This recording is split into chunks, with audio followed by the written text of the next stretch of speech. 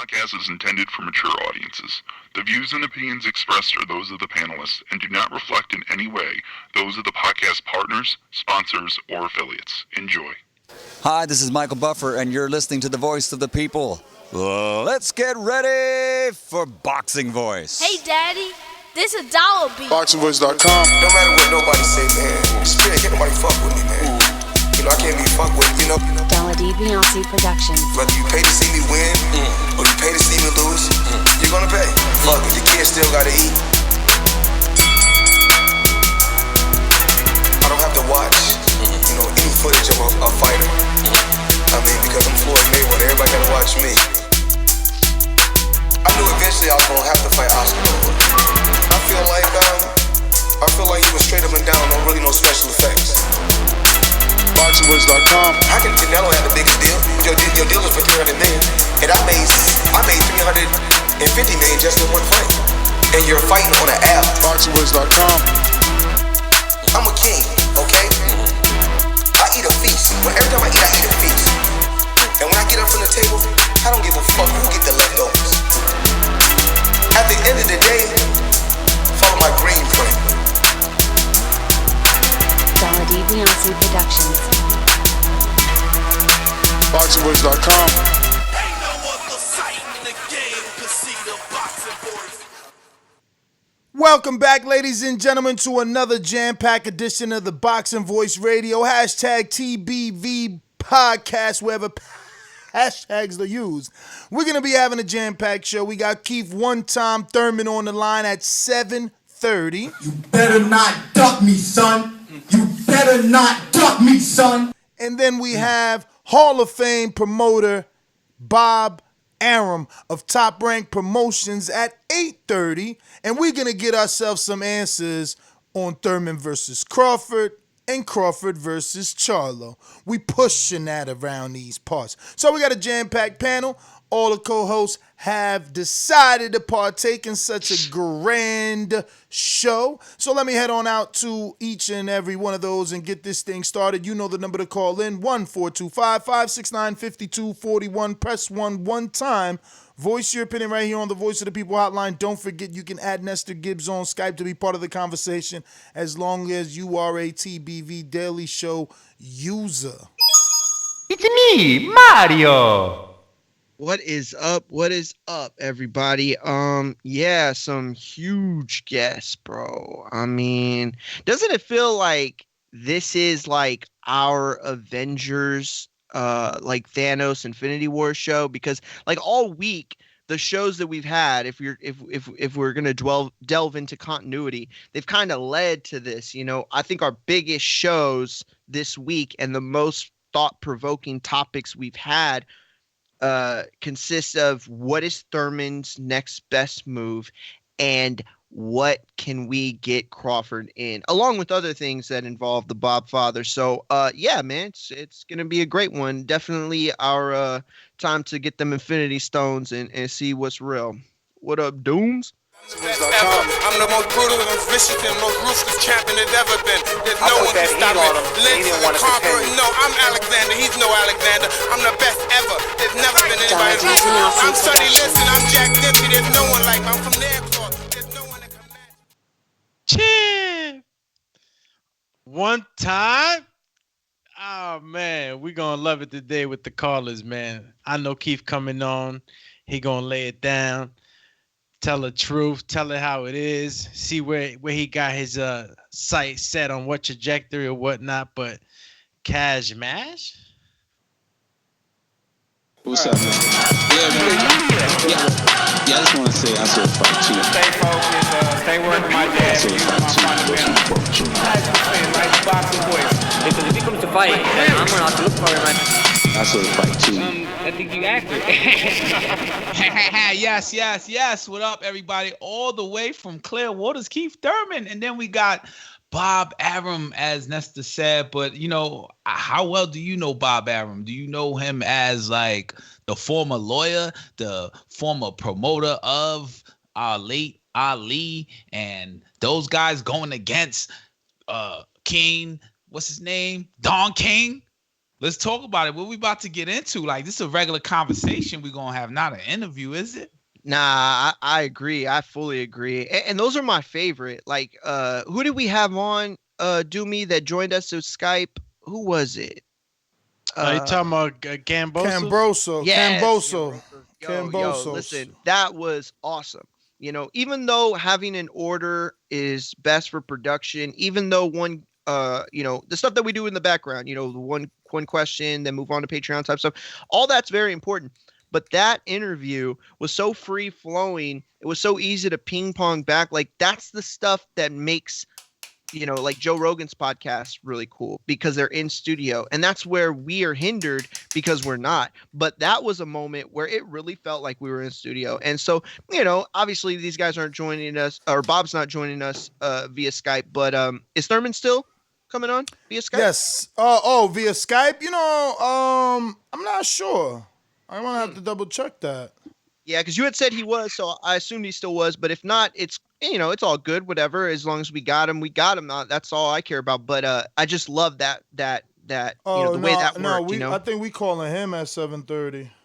Oh, got it. Okay. Well, you know, either way, it's definitely what Enrique said. It's a free-flowing conversation. We still got to stay in order. Obviously, we still got to keep our production value up. But, you know, these are going to rock. I promise you. We're going to rock out with this stuff. Yo, I go right into Bob Arum's Wikipedia, and it says, in 1962, Arum was assigned by the Department of Justice to confiscate proceeds from the September 25th, 1962 Sonny Liston versus Floyd Patterson World Heavyweight Bout title fight. Anybody know about that? No. Give me your Bob. Give me some Bob knowledge, guys. I don't know what that is. He liked Whataburger when last time we were out together. I mean, not together, but he was there and I was. You know, he's been doing that for like 50 years, right? Yes, sir. Yes, sir. Man, that's a half a century. Oh, that's crazy. When people put stuff like that, that blows my mind. I mean, that's 50 Cent right there. That's he's been getting money for a long time. He's been an influence in the sport for a long time. So damn, 62. That's more than 50 years, no? I have no idea. Really, I thought how it was. Do you add that up?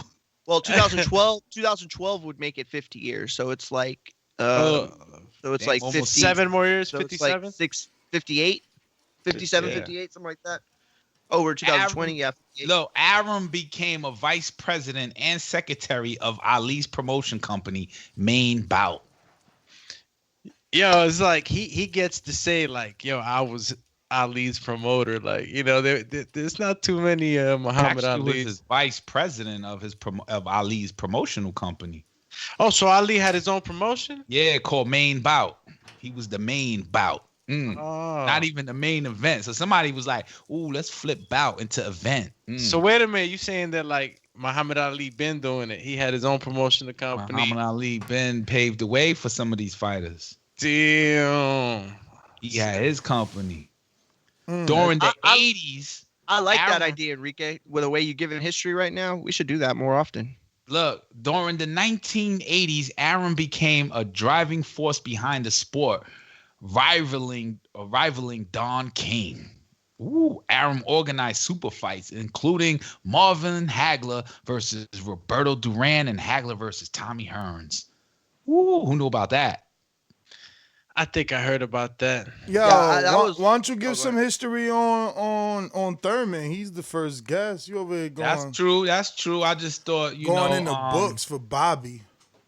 I looked for Bobby because I was trying to figure out how to enter the arena of the Boxing Voice platform.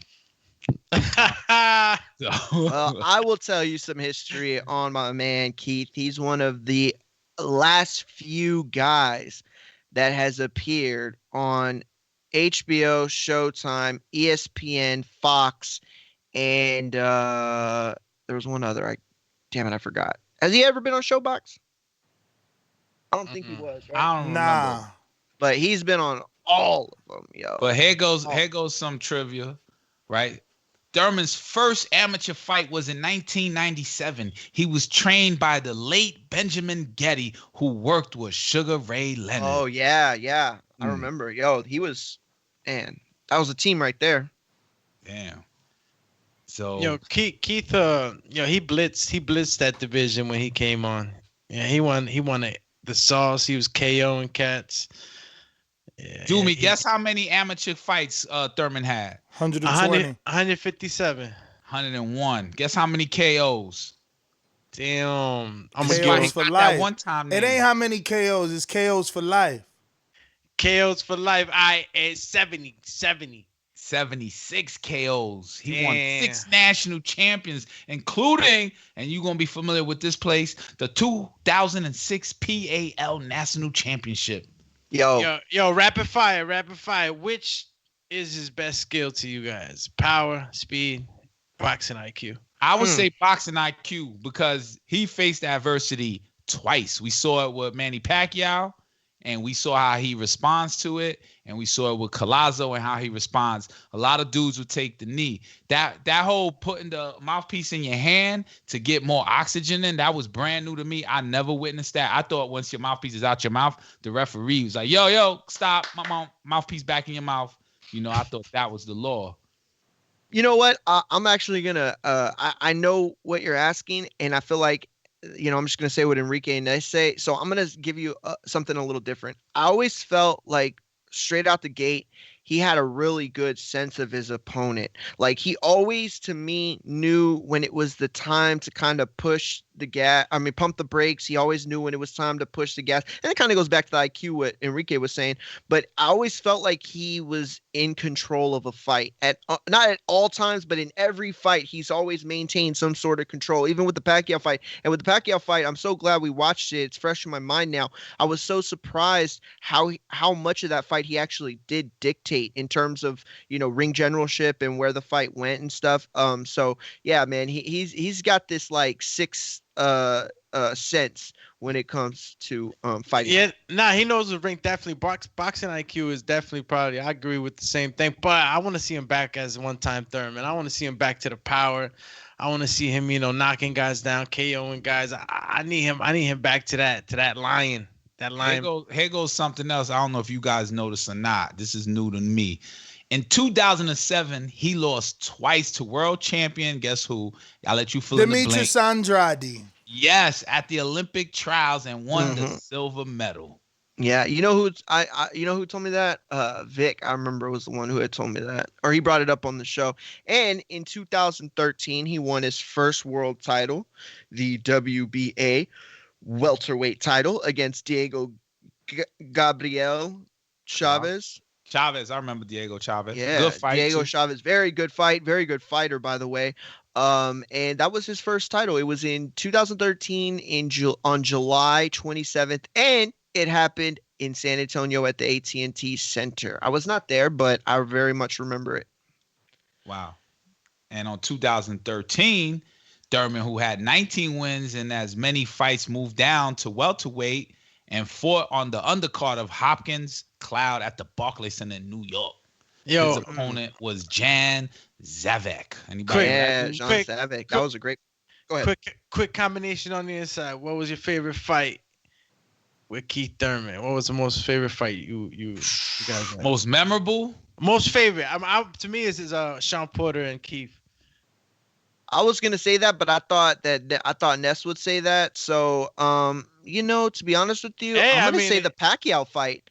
I would say Porter first, but just to give a little, variety, I'm gonna say the Pacquiao fight. He might have lost, but he did it in a fashion that, it's as impressive as you can look, I guess, in a loss. You know what I mean? So, I give him mad props for that fight. Regardless, you guys did the fight review too, right? Yeah, we did that on Tuesday. It was close, right? Very, very close. Very, very close. I could easily see a draw. And to be honest with you, going back and looking at my scorecard and which ones I thought were swing rounds, I definitely could see Keith winning on somebody's scorecard for sure. For sure. It would never happen on my scorecard based on the way that I judge, but that's a preference thing. You know what I'm saying? And again, I have to preface that by saying I've scored every fight Manny Pacquiao Marquez for Pacquiao. Even the last one. No, I'm just kidding. But I scored every fight for Pacquiao. So, you know what I mean? I'm very vested into his style. Probably not the right word to use, but I don't know. His style very much appeals to me. my sensibilities as a fight fan. Fuck, yo. Yeah, you know what? 22-month layoff and coming back and fighting Josecito Lopez.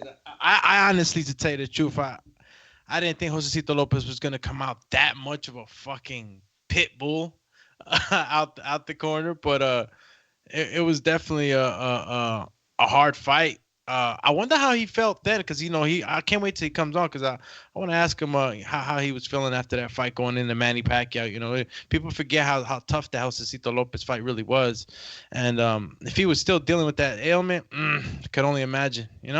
Yeah, for sure. Because that Manny Pacquiao fight was close.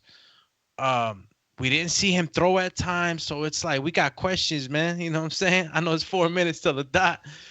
But yeah, it's so much to ask, man, because many a times we forget what the fighters might be going through, and warriors are warriors. We're gonna hide all that, and go out to battle. You know what I'm saying? At the end of the day, don't nobody want to really listen to your excuses. You feel me? For sure. And the show must go on. So sometimes it goes on, with or without you. So I'm placing that call to Keith. So if he pop up there. No problem. Don't get nervous when you see the Terminator on screen with you. Hello. Champ. Hey, Champ. How you doing, Champ? We ready to rock and roll? Man? Yeah, we're just doing voice, right? Yeah, I mean, you can do video if you want and excite the people. It's whatever you comfortable with. We live, though, so whatever you want is good with us. Oh, okay. Now we're just going to do this because I'm chilling. No problem, man. So first and foremost, just want to thank you, obviously, for taking out the time to come back on the program. We always appreciate you giving us an opportunity to interview you, and want to wish you, obviously, well-being in this, this COVID time, man. Now, you've been doing interviews, so we're going to try not to be redundant. I guess what's really dominating the headlines is the Terrence Crawford, Keith Thurman talk. You've said some things in your latest interview, and a lot of Thurman fans want Terrence and Bud to send you a contract. How? They want it. Yeah, boy, you know me. I sign them. That's free money giveaway. You know what I mean? I'm so blessed to live this life as an elite fighter. So that's why, I'm just here to make the best fights in the welterweight division, man. This is what it is. Now, I heard in your last interview, you said, look, I'm willing to do a birthday fight. So I don't want to put words in your mouth. I know your birthday's November 23rd. Like, were you being realistic that if the money's right, you can actually face Terrence Bud Crawford this year? And obviously that's Did COVID. you watch the interview? I sure did. From front to bottom, it was about 56 minutes. I know you said everything is dependent on COVID, but you did say you wouldn't mind a birthday bash. Yeah, I did say the birthday bash, but when he addressed me straight about the Crawford fight, I also did give Crawford the respect for being a fighter that always stays in shape, being in one of the best welterweights in the world. And I don't know if I would do that as the elite get back, right? So one thing that I didn't get to say on that interview that I guess I can elaborate now that, it's another discussion here, would be the fact that, I think all the elite welterweights are tough fights to come back off of, especially after this COVID. I'm going to be looking at another one solid year of inactivity, right? The majority of that was the recovering from the hand surgery, which I'm happy to be in full recovery of. But when it comes to facing Pacquiao, facing Errol Spence, or facing Terrence Crawford, they're all challenging fights in the welterweight division. But knowing that I fought Pacquiao, I experienced Pacquiao, knowing what I put myself through in the last camp, of course, and my belt being taken from me, the Redeemer, I would jump right into that. But other qualified fights like Crawford or Spence, I might want to go ahead and give them that tune-up just so that I can be at my best. You know what I mean? I had I'm not afraid to let it go. Doesn't mean I'm trying to rack up L's now. You know what I'm saying? I'm trying to be at the top and once again dominate the welterweight division, which I believe I'm fully capable of doing. Hey, Keith, what's going on? It's Mario Mugia here. Again, thank you for joining us. I'm going to give you a little bit more of a proper intro. Mr. 29-1, 22 KOs, former WBA, former WBC champion. Look, this is what I'm going to ask because I did hear the interview and I hear you now. My thing is this. Don't you think regardless of whether you face Spence or Crawford or anybody, whether it's top 10 or top 20, that you should get that tune-up in no matter what? I know Porter's talking, but you fought Porter, Garcia, Lopez, Pacquiao. I don't think anybody's going to blame you to take a tune-up. I don't like tune-ups, man. You know what I mean? You don't know what it takes, what I do in training. And what I do in training does like bums don't deserve my hands. You know what I mean? Like there is no easy money. Like it's easy money ain't worth my time. I'm not on this planet to make easy money. I go work at McDonald's. You know what I'm saying? I'm not here. You know what I'm saying? I'm not here for that. You know, I never been here for that, man. Like what people really don't even understand is that I picked boxing. Boxing, nobody found me. I found boxing. You know what I'm saying? And I fell in love with it and I was addicted to it and I'm addicted to it to this day. You know what I'm saying? I'm addicted to the fight game. A lot of people don't understand that struggle right there, being addicted to the fight game. Some people are addicted to the fight game on a spectator side. Imagine being in the ring, you know? And so at the end of the day, man, I love action, man. And I love giving you fights that you can respect, you know? I'm an entertainer and it's like an artist like Kanye or somebody dropping a whack album, dropping a whack beat saying, oh, I was just in the studio, so I did it. You know what I mean? Like, yeah, of course he could. He could do that every day of the week, but he don't because he don't want to get that backlash. And it's not even worth his time. You understand? Great metaphor. Because when you care about your craft, you want to put on great performances. So I just had somebody at Publix, Corona time. We only go out to Publix and like Whole Foods and different places to get groceries right now, you know, wifey and I. So homeboy said, yo, what's up with that AB fight? I said, man, you know, it's a fight, but it ain't that interesting. I can count the punches he throws in a round. Like, you know, it's not that interesting. It's not, he doesn't challenge himself. He doesn't put on the hustle and bustle. You know, he'll run his mouth and do the whole promo, but you know, I want a good fight, man. And I've always wanted good fights. Like I said, I like to challenge myself and I just like to entertain, man. This is a beautiful sport. You know, I do think that, you know, fighters like Adrian Broner and other people are respectable. I had some interest in what fight was there? The Vargas fight, the Jesse Vargas and Mikey Garcia. Like, you know, there's a little interest. They want to be welterweight. You know, there's a little interest there for me, possibly, but it just is what it is, man. I'd rather. There's just so many other names that, you know, I enjoy. You know, even the Danny Garcia fight, just certain rivalries that I've had throughout my career. You know, that's the essence of being an individual fighter. Every individual fighter has their rivalries that are subject to them and their history of who they fought, you know? So, you know, so those are always open for discussion as well. Champ, how's it going, man? It's Alex here with you. You know, before you came on, we were just talking about, you know, you coming off a 22-month layoff.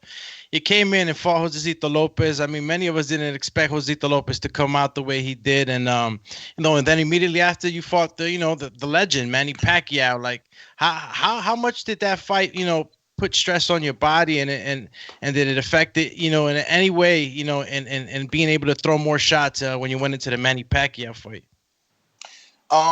Nah, the only problem is, you know, I fought Josecito Lopez injured, and then I fought Pacquiao injured. That was the only thing, is that I performed 2 fights.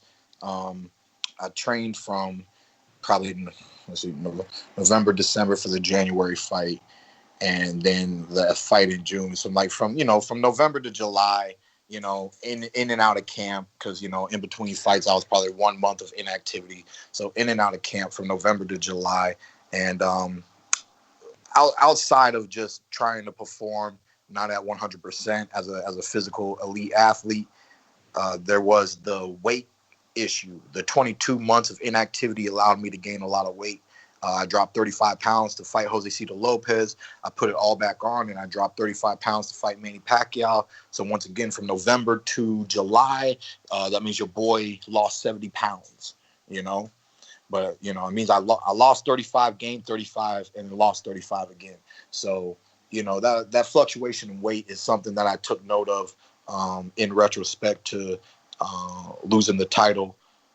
I think that was a major dynamic that really didn't help me in preparation for the Manny Pacquiao fight. You know, I think 25 pounds in the time in preparation that I was getting ready for the fight would have been a lot less stress. And I was in great shape. I was well conditioned, but when you're focusing a lot of your camp on just making weight, it doesn't allow you to focus your camp on strategy and other methodologies that you're going to bring into the ring that can help you get that W. Keith, Enrique Church here, man. What's up? Chilling, man. Chilling, man, right? Yo, you on your interview, I heard the whole PBC interview, man. They heard birthday bash, but I heard birthday bag. Who's ideal? You said something about like Spence and Crawford, and I totally agree with you that they are elite and you have to be 100%. But like, what's an ideal name? Then you said Mikey Garcia. Like, what's the ideal name to come up if it happens 2020 for that birthday bag? It depends, man. Are we gonna be are we gonna fight with arena with people in it? You know what I mean? Let's say hypothetically. That's another thing. Yeah, let's go both routes. Let's go both routes. You know, I mean, let's put it like this. Thurman, there's Thurman, Garcia, Mikey and Danny, for those who might not think I'm repeating myself. Garcia's, Mikey and Danny Garcia's, right? So you got two Garcias out there, one of which I've never shared the ring with, one of which several years ago said my name out of his mouth multiple times. So for me to go and say, let's go fight now, Mikey, you know, that puts some pressure on him, and I don't see why he would really say no unless if he's got something else on the table that would be more enticing. So, you know, at the end of the day, man, I mean, that's what I love. That's what I love about my sport is just the way that we negotiate one fight at a time. The fact that the welterweight division is just jam-packed with competition, and that at the end of the day, I am willing to sign these contracts. You know, if the money was right, let's put it like this. There's no entertainment. Entertainment is so whack this year. Let's say they are able to do a fight in November. They're like, Thurman, we're going to give you a headlining big show. We'll give you arena, this and that, New York, Vegas, wherever. You know, at the end of the day, if it's real and we got people in the economy that can participate and people that have been waiting because all year there was nothing. So that's like, there's a part of me that I would love as an entertainer. I would love to be like, yeah, you know, we need entertainment, you know, and everything was whack. So let's come out of the pocket. Let's give the fighters this, let's put on this big show for all the fans. They're going to be itching. They're going to be ready to tune in, pay for it, whatever. If it's Thurman Pack, if it's Thurman Spence, or if it's Thurman Crawford, like, I mean, it's hard for me to say no to a great fight and good money. I mean, why? In 2020? No. In November, you know, I mean, if it was pushed on me like that, I don't really mind. I just have to just hop up and say, let's just go get ready. If they ready and we ready, you know. But the logical side is it's not necessary. It's not necessary. And then 22 months of inactivity, acquiring your first loss, a long layoff once again, coming back from an injury. I have yet to punch somebody with my left hook, knowing how it feels. Our gyms are locked down, you know? Right. And I was just getting back into getting full strength where I thought I was going to slowly up the intensity of how I'm hitting, how I'm punching with the left hand.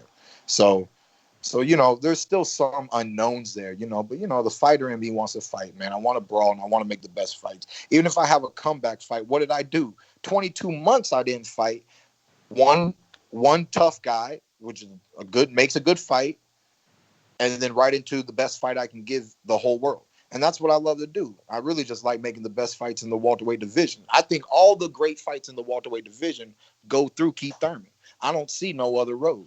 You know, I think Crawford and Spence is a great fight. I just think Thurman Crawford and Thurman Spence are better fights.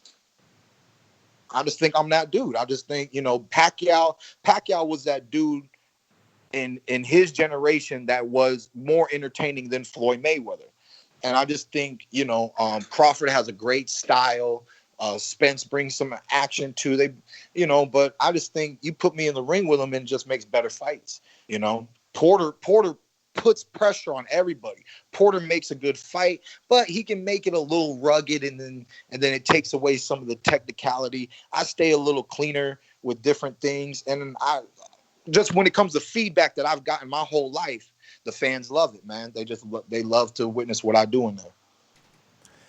Champ, so I wanted to ask, because after your interview, it got welterweights talking, and Jermell Charlo and Terrence Crawford got into a back and forth on Twitter, and it got to the point that Terrence ended up saying, don't make me show you who the real king of the jungle is. Now, we've seen guys move up. We've seen, Gennady versus Kelbrook, Amir versus Canelo, Mikey versus Earl.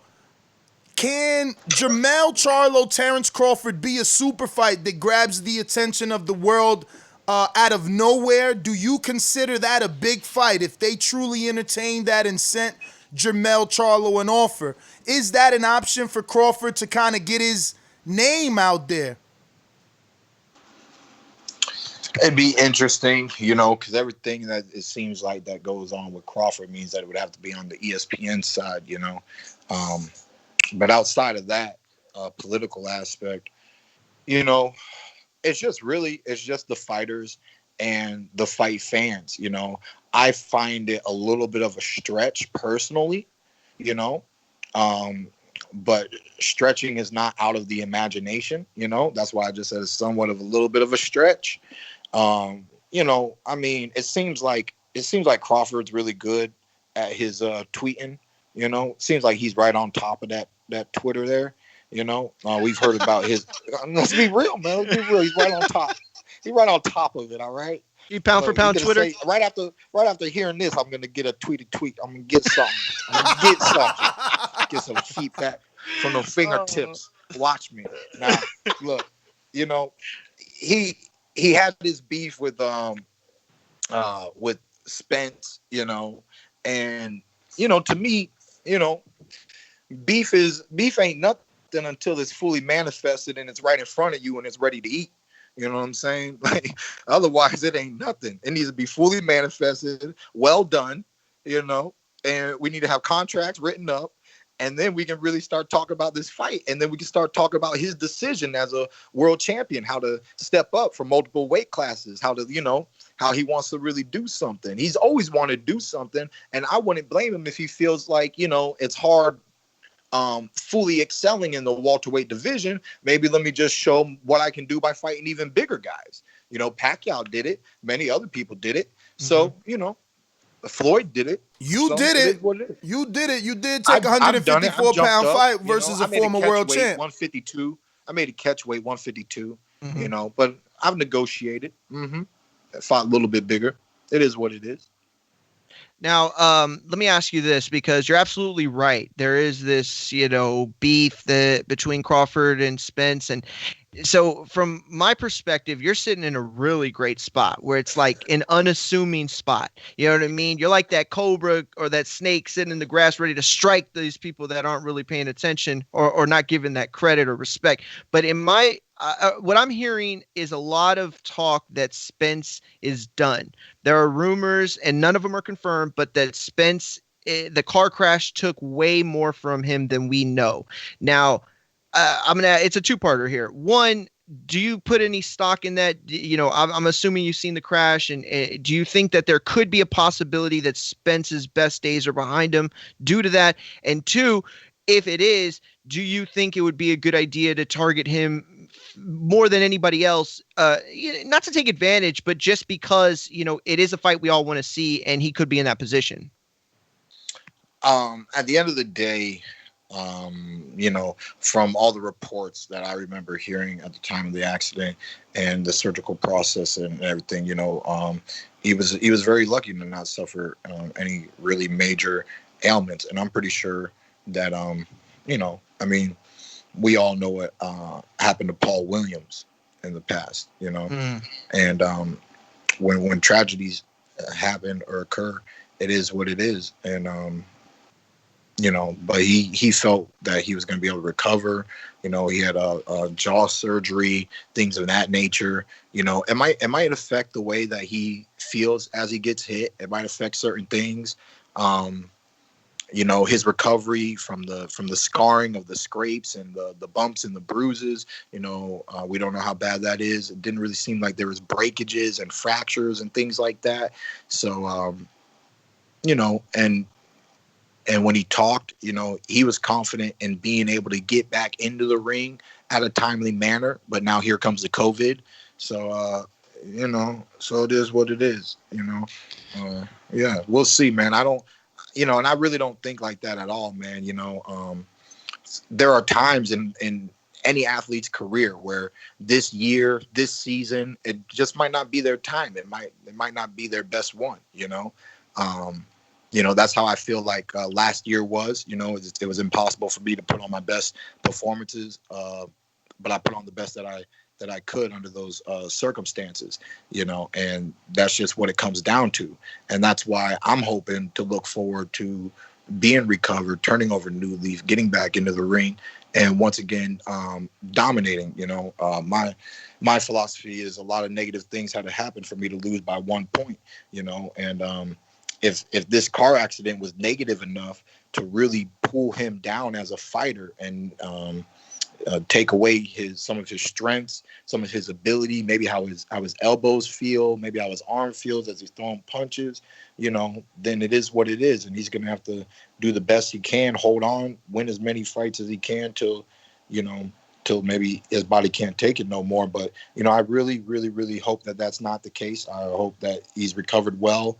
I hope that his team had him doing, certain things, like maybe oxygen chambers, the stuff that I be doing. It's really great for recovery and things like that. So, I just hope he was on his thing and understands, that he's at the greatest point of his career, being the unified welterweight champion, one step away from being an undisputed welterweight champion, something that the likes of Floyd Mayweather never did. He'll be in the history books amongst all the greats.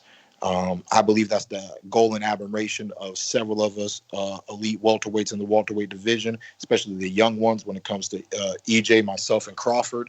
I think we, especially Crawford, who dominated 140. He would love to be able to dominate two divisions in that kind of manner and really make history in that way. So, there's just a lot of action, man. I'd like to see what manifests little by little, but it might be best to just get back in the ring this year, fight whomever, and then make all the good fights happen next year. I thought great things were going to happen this year. I was looking forward to an Olympic year. Boxing had so much momentum. And then, the Olympics is still holding boxing. I was hoping to be out in Tokyo. That's where I met my wife. So I was going to let her visit her family. And then I was going to be a spectator at the Olympic Games. That's bucket list material for me. Always wanted to do that since I was a child. It had nothing to do with boxing. The Olympics is just a very special event, sporting event. Some of the best athletes in the world. We see it every 4 years, except for this one. So it is what it is, man. But, as long as they want to keep 2020 games in 2021, so be it, man. I'm gonna do my best to make an appearance and be out there. Keith, Alex again, just switching gears a little bit, taking it on a lighter note, COVID, even though it's been a terrible tragedy for many, it's caused us to, be closer to our loved ones and for sure binge watch. Anything that you and wifey, watch that you could tell the people that are recommend to them that you watch on, that you've been binge watching while this has been going on?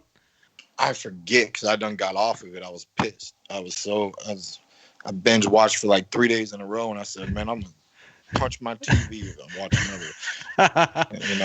another." Dang, man, I forget, to be honest. Just anything entertaining. Wife really likes comedy. She likes light things. Sometimes I like some with a little bit more depth, but I am into series, because a movie is one thing, hour and a half, but a series just tells a more epic story. There's definitely more dialogue, especially when they're like 1 hour episodes and then going into the next. But did you watch Tiger King? Not everyone wants me to watch it. I'm almost not watching it just because everyone's telling me to watch it. I be that dude too. Like, man, you gotta watch it. But I don't gotta watch it, man. Champ, they just came out with the last episode right now. It was like a recap they did with all the cast members that were left out. Everyone's telling me to watch it because it has to do with the Bay Area, Tampa Bay, man. Yeah, crazy. I'm saying Florida and shit. That's why I'm pushing. Man, all them crazy Florida jokes on what I forget what they be talking about. Florida people or something. Only in Florida. I don't know. Some people do be wild out here though. Champ Enrique again. Tiger King was alright, but what manifests my interest was a tweet that I read, and it was about getting paid more money to fight in an arena without any spectators in the building. So, what are your thoughts? Would you take a pay cut for an arena with no audience, or would you want more money? To me, it's worth more money. You're still getting the same punches. No, it's definitely not worth more money. That's impossible. Not worth more money as a fighter? It's impossible. I mean, I know it won't come in, but who else should? It's impossible. Why is it worth more money? You're doing the same job. Let's just be honest here, okay? You're doing the same job. Now there's no spectators, okay? So now how do you increase what you originally were going to make anyways? All right, so on the flip side, you'll take less. You're still getting the same job. Okay, yes. Let me tell you how it needs to be approached, okay? Because I think boxing in the fight world is one of the few that can actually pull this off if they were to do it properly. The only thing is there needs to be. Let's put it like this: you're not gonna watch Thurman Pacquiao with nobody in the arena, okay? Right. You actually should not watch any world championship fight with nobody in the arena, okay? Makes sense. But to host a 10-rounder, for me to go get a birthday check, do some little 10-rounder against somebody in the top 20 or some different number that we don't even really care about. You know what I'm saying? That's different. That's putting out content, not costing all the money in the world, because you're not trying to put up all the entertainment in the world, because the world can't be there to witness it. Okay. I mean, the world can witness it digitally, but you can't get the energy. Every sporting event, we have energy in these arenas. Right. There's when it's on TV and the announcers are talking to the people at home, they're telling them what the energy feels like that they're witnessing live and giving that feedback back to the people that aren't there. Well put. Yeah, that's what they're doing, and then the people at home feel like they get to be a part of something that's happening right now. It's live, right. And it's a collaborative event. Just humanity in itself is a collaborative event, So when you take away pieces or parts or essence, you take a mother out of a household, how's that household? You take a father out of the household, how's that household? You take two parents away from the household, how's that child in that household? You know what I'm saying? You don't take away things when it's a collaborative source that creates that epic dynamic of what a real sporting event is. I mean, that's my personal opinion. That's a good answer, Keith. Thank you. That's my last question. You are one of my top 5 fighters in this era. Thank you, bro. Oh, we still got Patreon, right, Ness? Definitely, Keith. So we're going to get to the people's questions.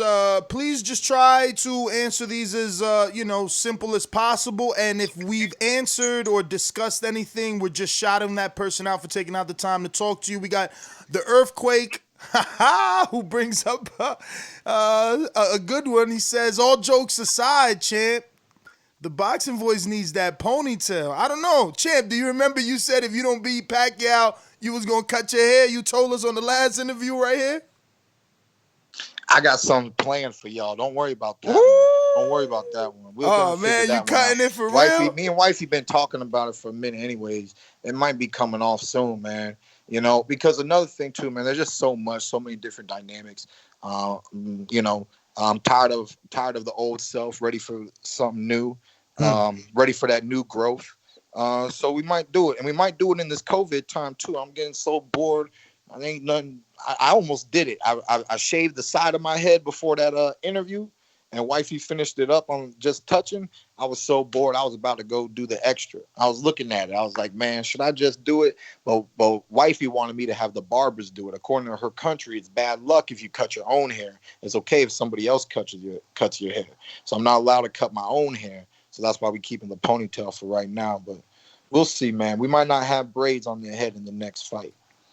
All right, that's pretty big, man. That's a lot of years of growth there. We got Israel in Oklahoma says, thanks for coming on the Boxing Voice. One time, there's gonna be a ton of questions on here, so I'll just throw you a shout out and let you know when the next time you come through Oklahoma, lunch is on me. So that's Israel. All right, shout out Oklahoma, bet. Thanks for the love. George Foster in the UK says, if you receive a lucrative offer to fight Crawford next, do you take it or do you want to tune up first? You did answer that, so we can... Yeah, I take it, baby. I take it, man. It's money, especially on my birthday, November. You want to get Keith Thurman, you know what I'm saying? Give me some money on my birthday month because I want to celebrate. I want to be happy. I want to perform, and then I want to be happy. This is actually a great one. Carlito in the UK says, what's good one time? Why aren't you a fan of the WB? No. Can you explain, or are you just following the promotional company network? It's just understand the history, understand that they're the last to enter of the totem pole of the major sanctioning bodies. And being a part of the world federations, the original was the WBA. That's the first belt that I ever held. For me, as a fighter, as a boxer, somebody who was bred, just loved this sport from the beginning of time. It was an honor for that to be my first belt. And then the WBC with all of its popularity, and then the IBF has more rules and restrictions that I'm not a big fan of when it comes to the same day weigh-in, blah, blah, blah. And we've seen how they've bent that rule throughout history, throughout the times, because no one's a real fan of that in this time and generation. We're not children. We're not here. We're not dehydrating ourselves. We're grown men. We're elite athletes, and we're about to beat each other up. Let me go eat. You know what I'm saying? Like, I don't want that weight stuff. But yeah, so then, the WBO, it just, outside of Manny Pacquiao, and it's had some decent champions throughout its lineage and history. It just doesn't hold the weight that the other titles do. Long story short, you just go throughout its lineage and its history, and it just doesn't have the same weight. All right, we got Rue in the 504 New Orleans says, if Crawford sends the contract and everything looks good, do you definitely take the fight? Redundancy? We don't have to answer the ones that you feel redundant. I've never not signed a good contract. I mean, what? I've never not signed a good contract, I've not signed bad contracts, but I've never not signed a good contract, So anything, that makes sense or makes me feel like I have an opportunity to further myself in my career, to pursue any endeavor that's gonna help me in my future. And yeah, I mean, it's a great fight, so I wouldn't turn it down. Beautiful. That's what the fight fans want to hear. Stonebone Boxing. Actually, there was one statement I wanted to say about to the real fans. This is for every fan that loves to make comments, that thinks they know something about boxing or one time or any time or any of these other fighters out there, man. I can't speak for these other fighters, but 100%, man, I'll give you a piece of real truth. Keith one-time Thurman has never not gotten a fight that he's asked for. Okay? So when you guys ask about what do you really want? Whatever you've seen me do, that's what I really wanted to do. I've actually never, maybe there was about one time in my career that I couldn't manifest a fight. The other times when I was getting blocked, I knew I was getting blocked and I knew I was going to struggle. So I don't look at that at the same, So at the end of the day, I've gotten everything that I've ever even asked for. The Danny fight, the Sean fight, the Pacquiao fight. I mean, I got everything I ever asked for. Man, you know what you never if got, If I'm Keith? in shape and we know that fights can be made, and I know I can ask for something, like this is why you don't ever hear about Keith Thurman having beef with somebody and chatting back and forth, because that's not part of my time. I'll just make a phone call and get a real contract. There is no time for beef. Let me just clear that up for everybody right now. Stop beefing and start signing contracts. Stop. Don't say another. Send it. Write it up yourself. I'll say fight me. Sign here. Post that. And then tell me that you can't get some networks to fight. Damn. Come on, man. I'm just saying, man. This is a real fight game. Negotiating on this level is not that difficult. It's called let's go. You say let's go. I say let's go. There's only one thing to do. Go. Damn. Yes. So I mean, look, you've seen it throughout history, right? You've seen it throughout history. When Floyd said let's go and Pacquiao said let's go, they went. When social media people were saying they should do this or Floyd should do or something, that doesn't matter. Everyone's opinion doesn't matter. Yeah, we the fighters, we understand our brackets. We understand the top 10. We understand the position we're in, and we understand that there's competition. And if we're gonna hold, if Crawford wants to stay champion, he's got to take certain levels and fights within the that belt to stay champion. And Spence the same. But if they want to do something in the welterweight division, like I always keep saying, I mean, one day or another, they got to come see me, man. I'm the end all of be all. I mean, we're all around the same age. That's why you can't do it. You can't do it without Keith Thurman in the books. You can't be one of the best welterweights in the world without Keith Thurman in the books. If I say one name, just give me your thoughts. Sergey Lipinets. Sergey Lipinets. I used to think like Rockhead, man. I don't know why. He just had this like little rockhead, and he tried to hit you with them right hands and everything. He's like he reminds me of European style fighting. More like a, I don't know. I used to know this old Slovakian fighter that had a similar style. So my boy back in the day, his name was Gabo. He actually taught me a lot. One of the first people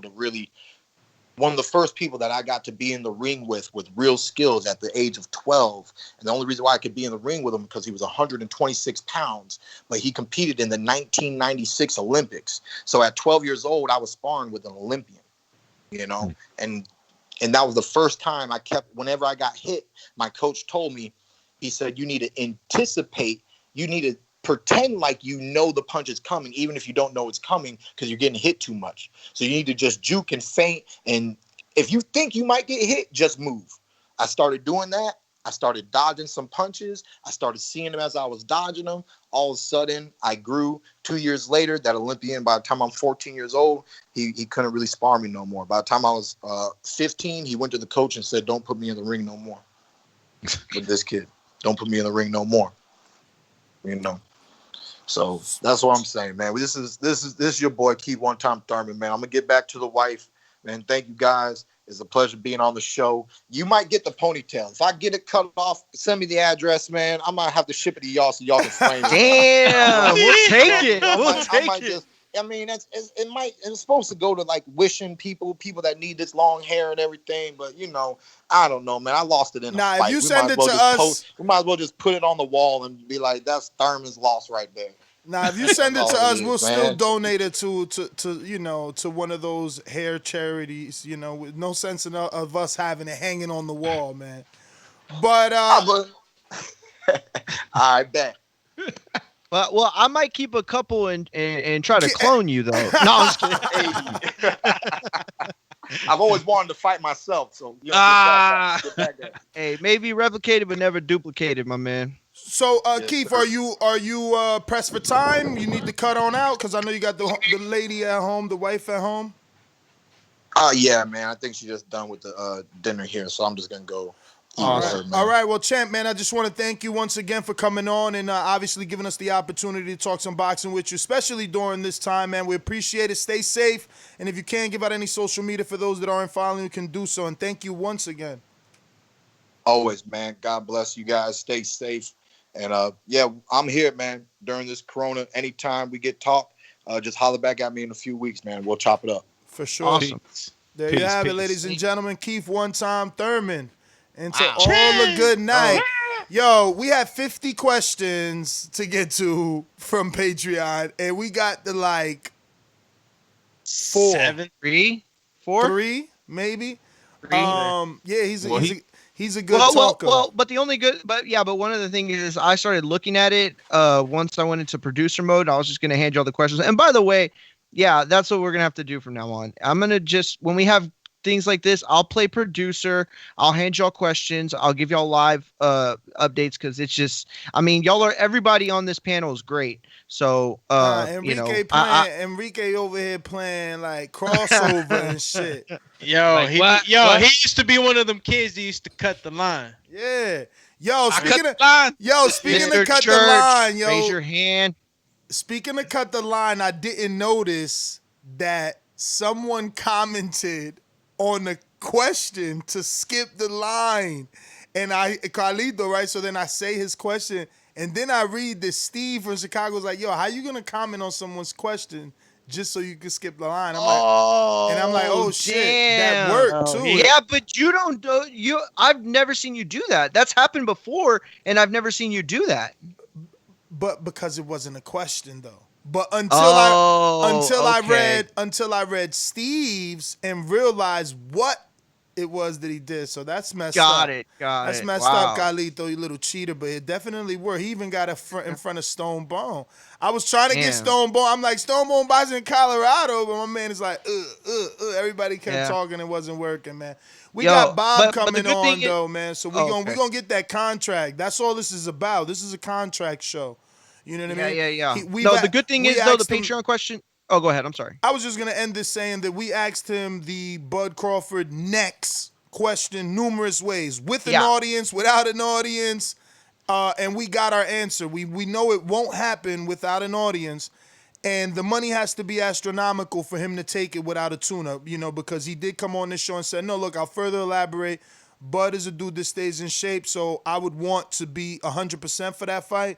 But throughout the interview, he continued to say, if the money's right, he's never going to turn down a contract. So, the good thing about it is he didn't talk about, and I was hoping it would have came out organically throughout the rest of the Patreon questions, but he didn't speak about, we got to do co-promotion. It sounds like he knows or doesn't mind going fully across the street and fighting on ESPN, right? It didn't sound like he was like, we got to see what the networks say, because he could take that route. He is a flagship fighter. Like, they've been using him forever. So to assume that that there isn't any paper on him with a network might be foolish of us. But yeah, I'm really excited that he wants to fight. Kind of let down that he's not as excited with the Jamel Charlo as me. Yeah. Wait, he said it was a good fight though. Yeah, he did, but he just is like, I guess like most boxing fans, he's just like, it isn't gonna happen. Yeah.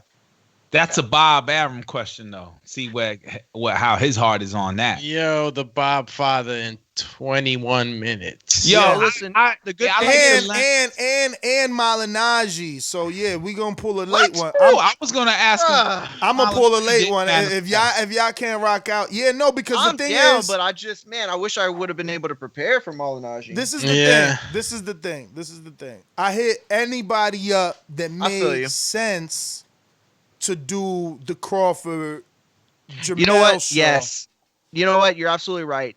Paulie is a guy who we can. I mean, he'll end up turning into a fifth co-host. Bro, I wish he would, bro, because he wanted to get prepared. He's like, wait, so what we talking about?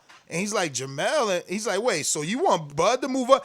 I think he might even be like against me. Like, yo, all your picks is always not picks, but whatever he put, like I guess all my matchmaking is what he trying to say is a little bit crazy. But yeah, I had to send him all the tweets and stuff. He definitely wanted to be prepared.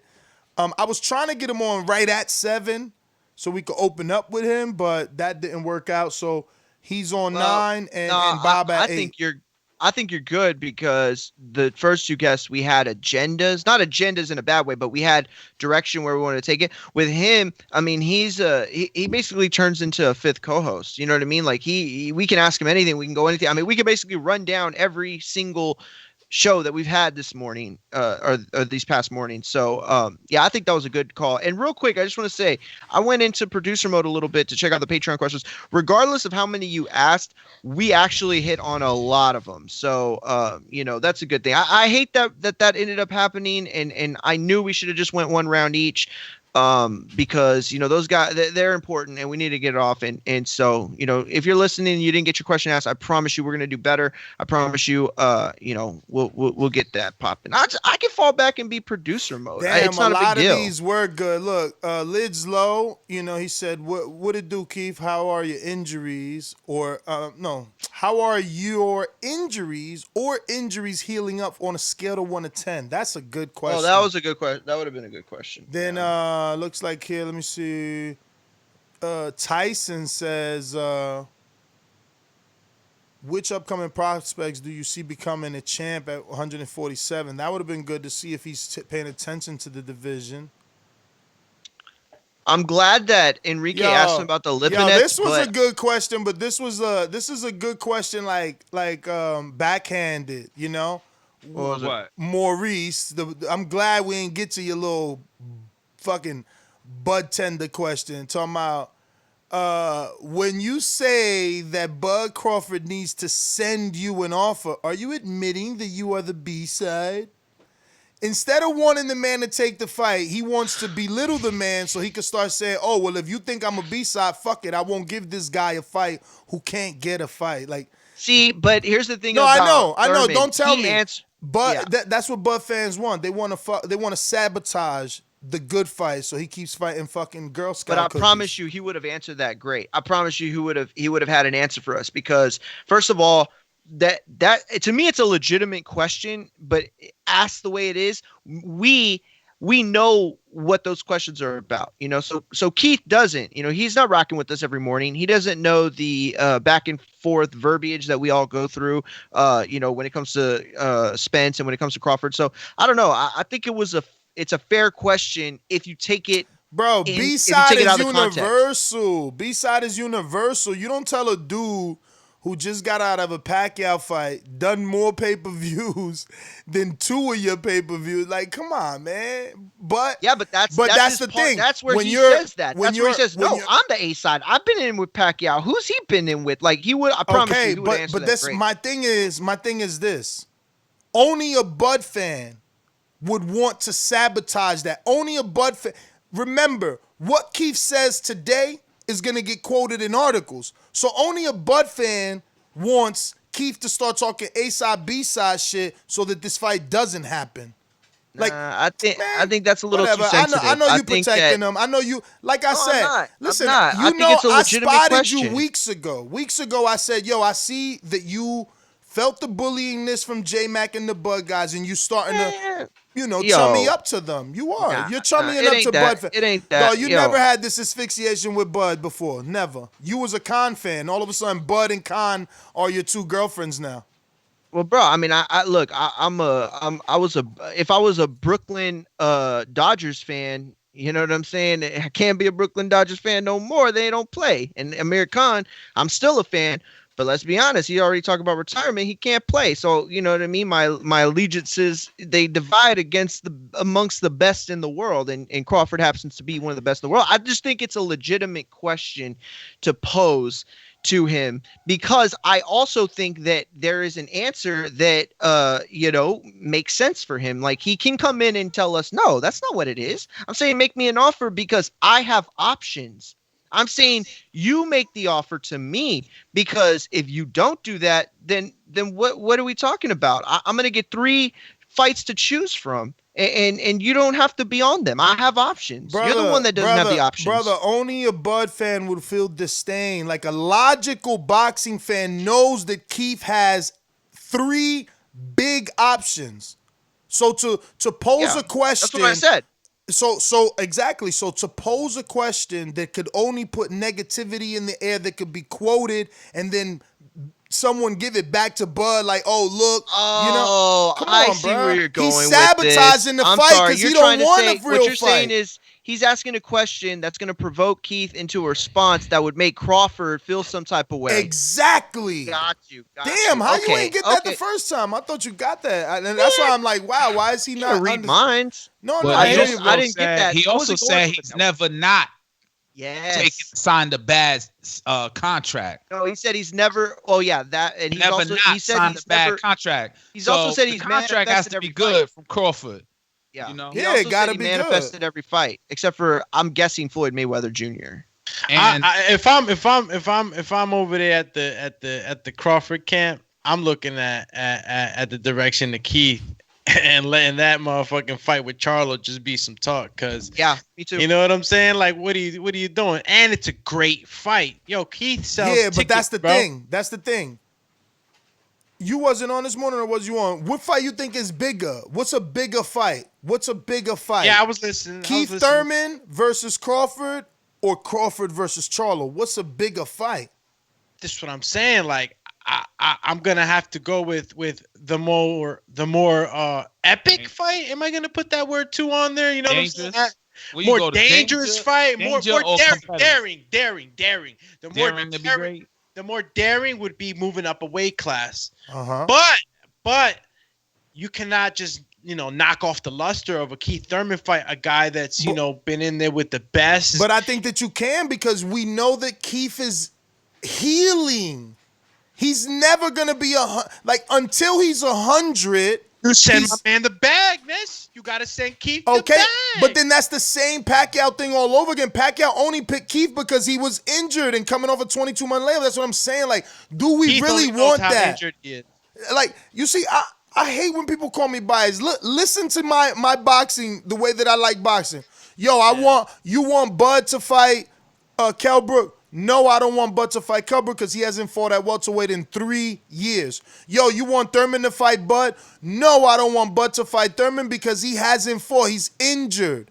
You know what I'm saying? Like, I never want a whack fight. Only fake boxing fans want whack fight. Like, why do I want Keith in with the elite right now if we don't know if he's 100? That's why I said, what did I say? Lidlow got the best card, because we needed to know on a scale of 1 to 10, how good are you, bruh? How good are you? I feel like off the interview, I got the energy that like, yo, it's now or never. Like, if the Crawford camp is really looking for that name, this is that name. You know what I'm saying? It's like, how much are you gonna pay for that name? And you're still you have a wonderful dancing partner here, bro. I mean, look, man, the Charlo fight is very, very daring and daring to be great, but like, it's just I feel like in Crawford's camp it's like more risk than a reward. Well, no, go ahead. I'm sorry. I feel like, they got to be looking towards Keith right now, if that's even like in their minds. You know what I'm saying? Us as the fans, we would love to see that Charlo fight. We would love to see the Keith Thurman fight. But what's best for Keith and what they offer? Yo, and not only that, but if you live in that delusional world where you don't have Crawford as the #1 welterweight in the world, then a Crawford Thurman fight, what does that do for a Spence fight? What are the winner? I mean, that becomes an even bigger fight. You know what I'm saying? And all the people saying it's not ready. I mean, not all the people. There's not a lot of people saying that, but there are some people who are criticizing it in the sense that it's not ready, and specifically promoters and managers and people within the business that deal with the business. So, if you make that fight, there is no logical the only logical direction after that is Spence. That's it. You've either reached the mountaintop or you got to bump somebody off that mountaintop. So that would definitely be. I'll tell you one thing though, I'm not gonna lie, and I know that Ness, don't take my head off. I'm not gonna lie, when Enrique asked the question about the empty arena, I would have liked to hear them debate that a little bit. Not because I thought Enrique was right. I think Keith made his point and it was good, but just the back and forth would have been great. I mean, Keith was really hot about that. I'm not hot, but he was like, "What? What are you talking about? You get paid more?" Like, no way. That was a Crawford tweet or Crawford comment podcast. I heard he you said say I that. need to get. Yeah. He said I need to get paid more. I thought you should get paid the same, but then he said championship fight. Nah, it ain't happening in an empty arena. No championship fight should happen in an empty arena. So that was a whole new lens of looking at it, and it made 100% sense. You know? Yeah. No, Like, but I still like the back and forth between y'all. I thought it was really good. that was fun. Yeah, it was fun for sure. Yeah, he was animated, and man, he's such a good. Let me tell you, if this guy doesn't write a book at the end of his career, then somebody on his team fucked up for real. This guy needs to say somebody, anybody, scream, bro. I'm telling you, I'll hit that man up and tell him, yo. Let's tag team this thing. I got you, bro. I got you. Editor, ghostwriter. I hope we're able to. I said I hope we're able to get what we need out of Bob, man. I'm trying to wonder. What do we need out of Bob? Tell me. Oh man, ideally. Yeah, ideally. Perfect world. Three perfect world. Okay, he's ready. Definitely in 10 minutes, which is 9 now. Perfect world. For him, he's never going to give us a number, but a perfect world would be a number on what he could offer Thurman. Second best answer to that would be having him give us a hypothetical, like, yeah, you know, something around the lines what Mikey got with Vargas, between what he got with Vargas and what he got with Earl would be a great answer as far as like what you're offering Thurman, you know, without saying what you're offering Thurman. Perfect world would be that he's just as excited as me about Jermell Charlo. And it's like, you know, I never thought about that, but wow, if that doesn't fucking sound fantastic. Like, that would be a perfect world. Fuck, man. I don't know. I just don't want... I know he's going to take us down the China route and all that shit.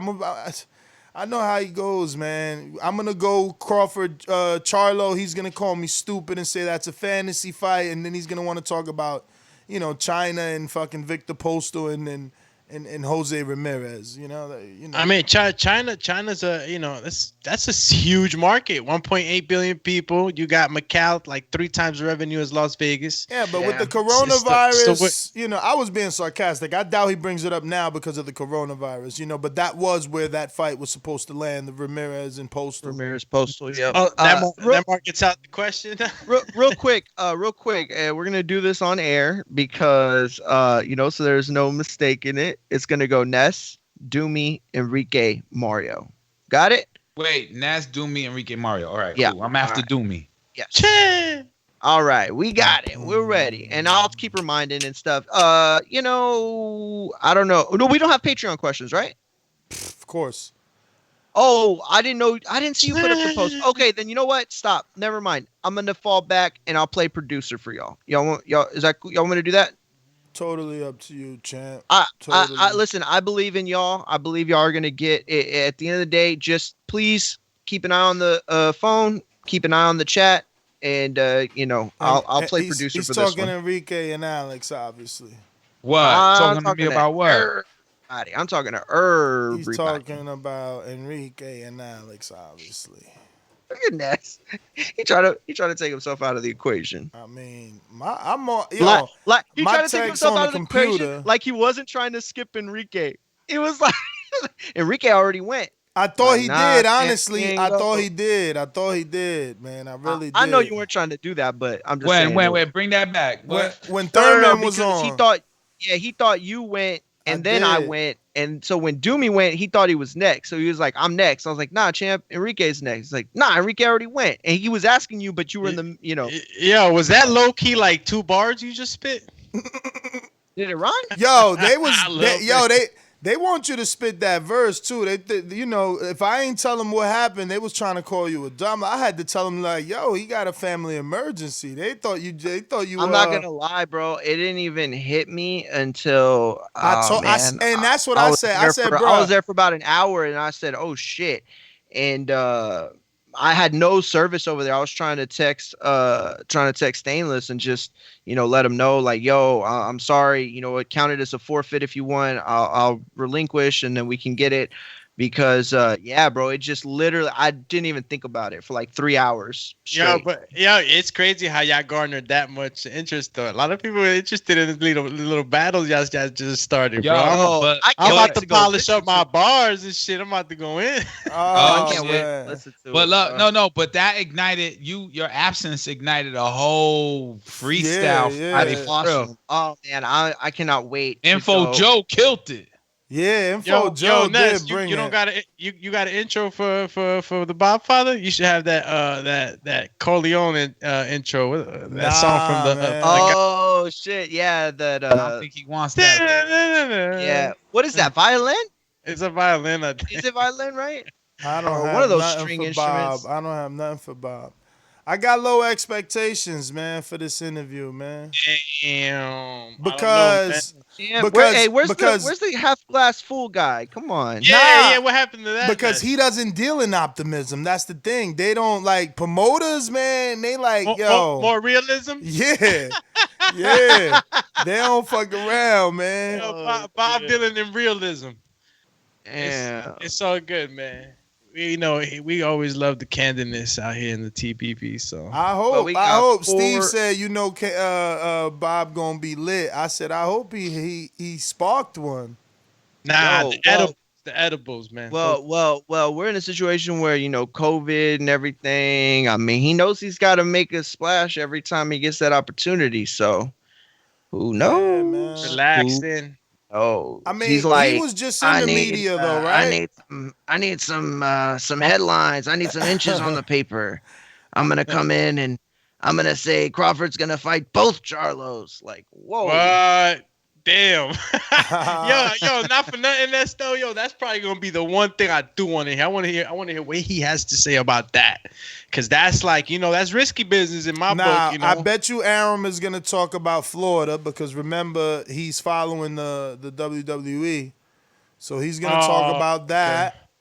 Yeah, we need to ask him his opinion on WWE being considered an essential business, and if that's essential, then boxing has to be essential, doesn't it? That falls under the entertainment blanket or umbrella, right? Like, yeah, but that's the thing though. Everything else that's been considered essential is actually essential. Like, the studios stop recording new seasons or whatever. Like, yes.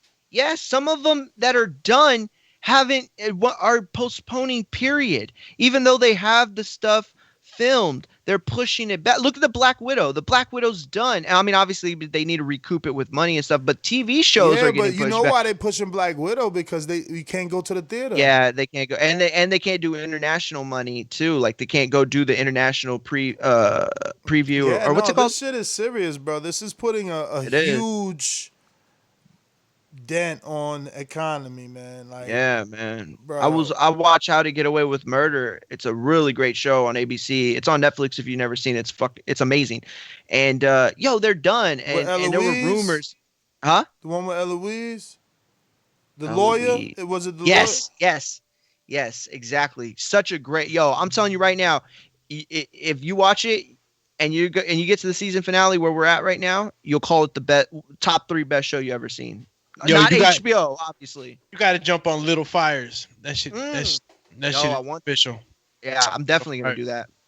But yeah, man. Listen, I think Bob. Can you guys believe that it's only been a month? It feels like it's forever.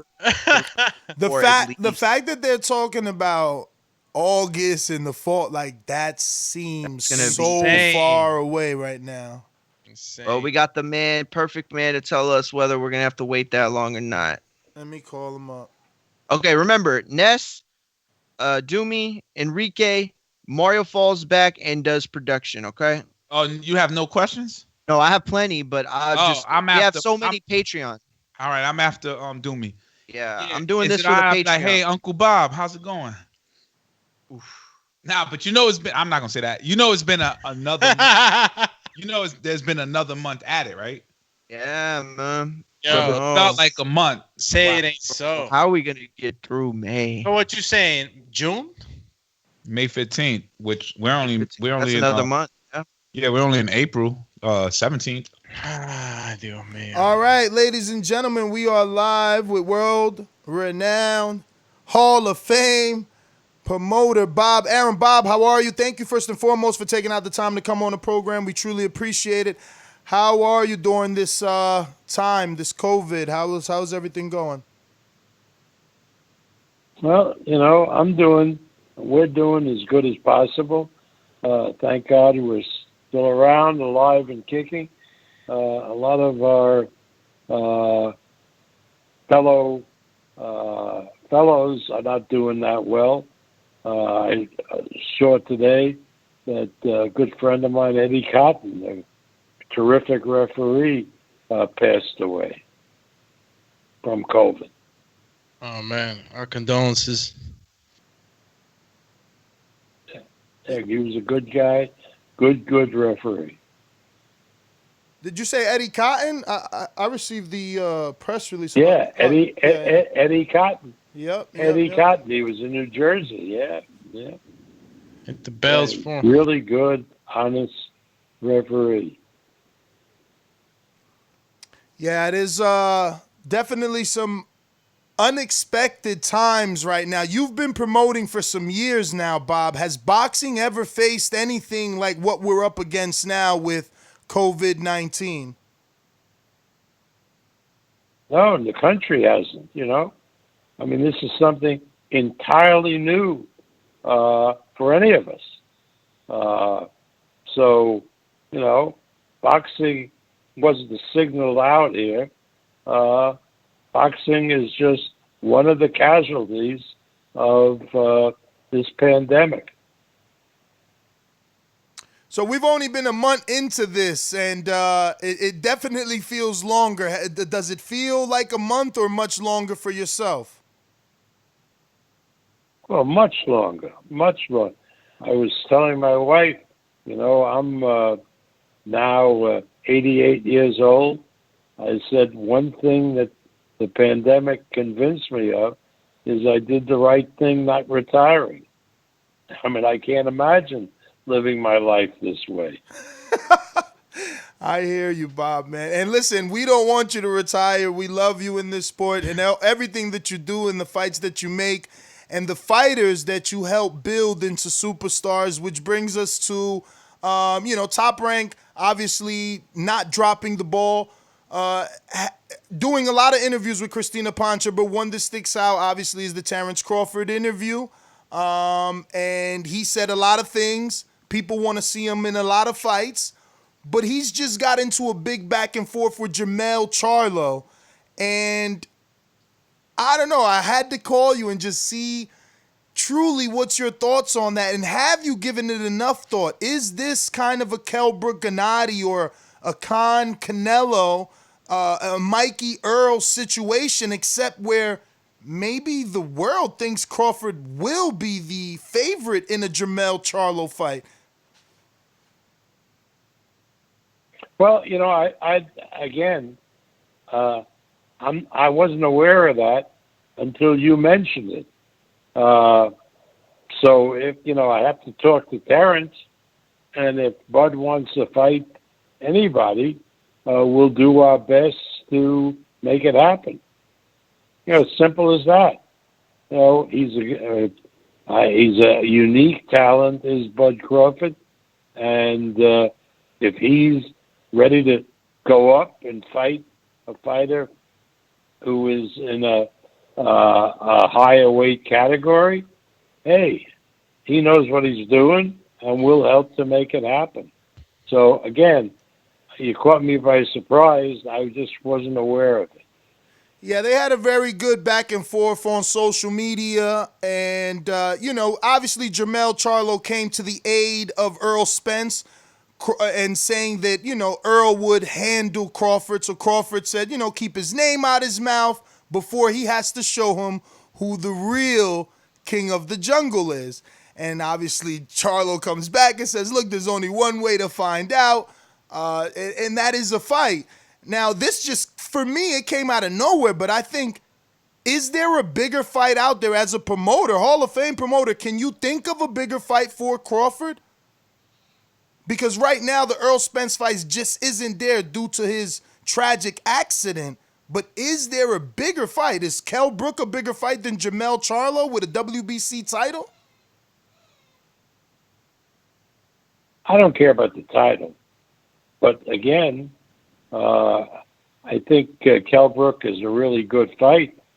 But obviously, because Charlo is an American, and he's certainly better known, a Charlo fight with Bud would be a much more attractive event. And, as a promoter, I look first whether the fight would appeal to people. And there, it's clear what's not to appeal. Charlo's a terrific fighter, has had a lot of exposure. A lot of people would be interested in that fight. So, again, I haven't talked to Bud about it. I wasn't aware of any of this conversation until you raised it today. But if that's what Bud wants to do, I'm in favor. Now, I know you consider him a special talent, even a once-in-a-generation talent. Can he get that job done? Is there any hesitation for you, being as though he started at 140, to really allow him to go to 54 to face a guy like Jermell Charlo, who just knocked out his last opponent to regain his title in Tony Harrison? Well, first Bud started at 135. He was the lightweight champion. He beat the guy from England, Ricky Burns. He went over to England to fight Burns and won the championship. So it's not just that he started at 140, but he started at a considerable weight below. He started, below. He started at 135. So he's not a big guy, but he's an extraordinary talent. And listen, I don't tell Crawford, or what I try to tell Crawford, who to fight, who not to fight. That's something that he knows better than I do. He knows his ability. He's studied Charlo. Most fighters study other top fighters. And if he believes that he would beat Charlo, and he wants to go in that direction, I support him completely. Bob, how you doing? It's Alex here with you. After I talked to,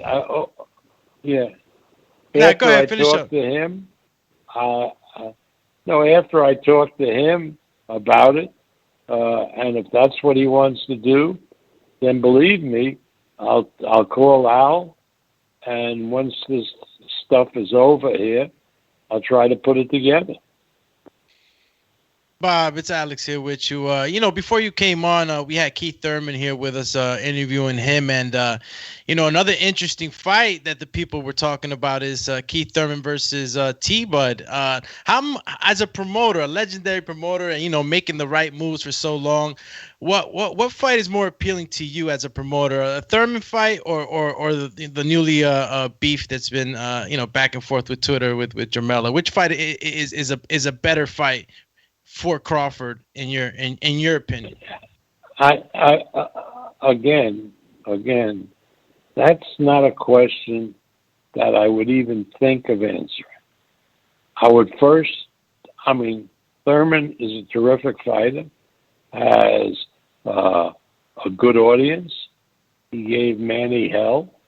A lot of people feel that if he doesn't get that freak knockdown in the first round, that he wins that fight.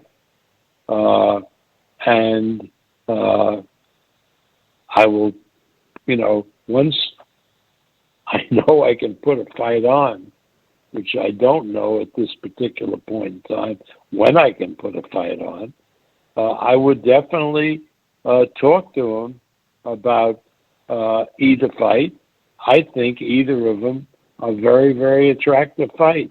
Are they more attractive than the Kell Brook fight?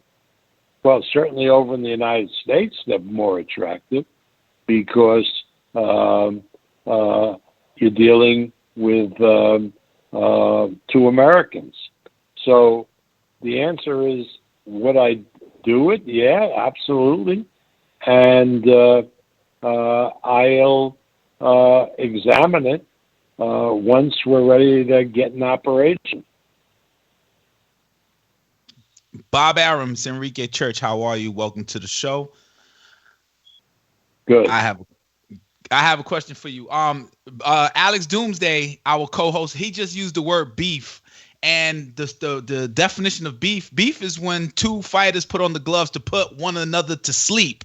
A lot of these fighters are wanting to do something urgently 2020. Are you even interested in following if the WWE or the UFC come up with some idea where there isn't no audience? Will you be interested in promoting a fight without an audience? We're planning, as we speak, we're planning, hopefully, working with the different commissions to be in operation sometime in June. And we hope at that time to put on events, and they would have to be without an audience. The idea of doing live events at this particular point in time, live by meaning with an audience, live audience, I think is not going to be feasible for quite a bit of time. So the answer is, would I be prepared to do fights without audiences? The answer is yes, and not only that, but as we speak, we're preparing to do that. Once we get clearance from whichever athletic commission we will have jurisdiction over the event, and hopefully we'll be able to make an announcement shortly. But again, it's all going to depend on when things open up. But does that include 12-round championship elite level fights? Of course. In other words, you'd be assured there'd be championship elite level fights because we'd be doing them based on for audiences that would be vast, and by being on ESPN and ESPN Plus. In other words, the caliber of the fights are not going to be diminished. Now, what might be diminished is a fight which would require a big gate, and like a Fury Wilder fight. I couldn't see that fight going on unless it was before an audience, because of the fact that the gate is such a big part of the revenue. But certainly other fights you would consider big fights that would go on without audiences. All right, Bob, I'm going to give you some questions from the people. We got Kels in California says, will you call Keith Thurman's bluff and send him a contract? And I'll just add a little bit more. Do you even send contracts, or do you wait until we find out when you can actually set up fights? Sure. How can I send a contract where I don't have a venue, don't know what kind of venue I have? That's a good point. I don't have a venue. I don't know when I'll have a venue. Nobody knows when they'll have venues. And so I'm not going to send a contract in showboat. But obviously, I first step, like I said, I got to talk to Crawford. If Crawford's interested in that fight, then we'll get it done. And when we'll get it done will depend on when this stuff is over. All right, we have Ruin the 504 says, what were the final pay-per-view numbers for Fury Wilder 2? Well, they're all coming in. They look like they're north of 950. Oh, wow. Extra 100,000. That's good. George Foster in the UK says, do you really have to put Crawford in with Kell Brook? No. Only if Brook is considered by us to be the best of the available fighters. Now, if Thurman is truly interested in the fight, or if Charlo is interested in the fight, and Crawford is interested in fighting either of them, either of those guys would make a more attractive opponent than Kell Brook. So we have to find out once this thing begins to clear up, and I know what date I have to offer them, and I've talked to Crawford, whether either of those guys is serious and is willing to go in against Crawford. Simple as that. In other words, I'm not going to say, yeah, absolutely, it's not for me to say. I mean, I got to first clear everything with Crawford to see who he is willing and wants to fight. And then I've got to talk to Al and see if he's okay with the fight. And then we've got to talk about purses and see if the purses are reasonable. And if all things fall in line, then I would rather do either Charlo or Thurman than Kell Brook, because either of those guys, Americans, are more attractive than a Kell Brook fight.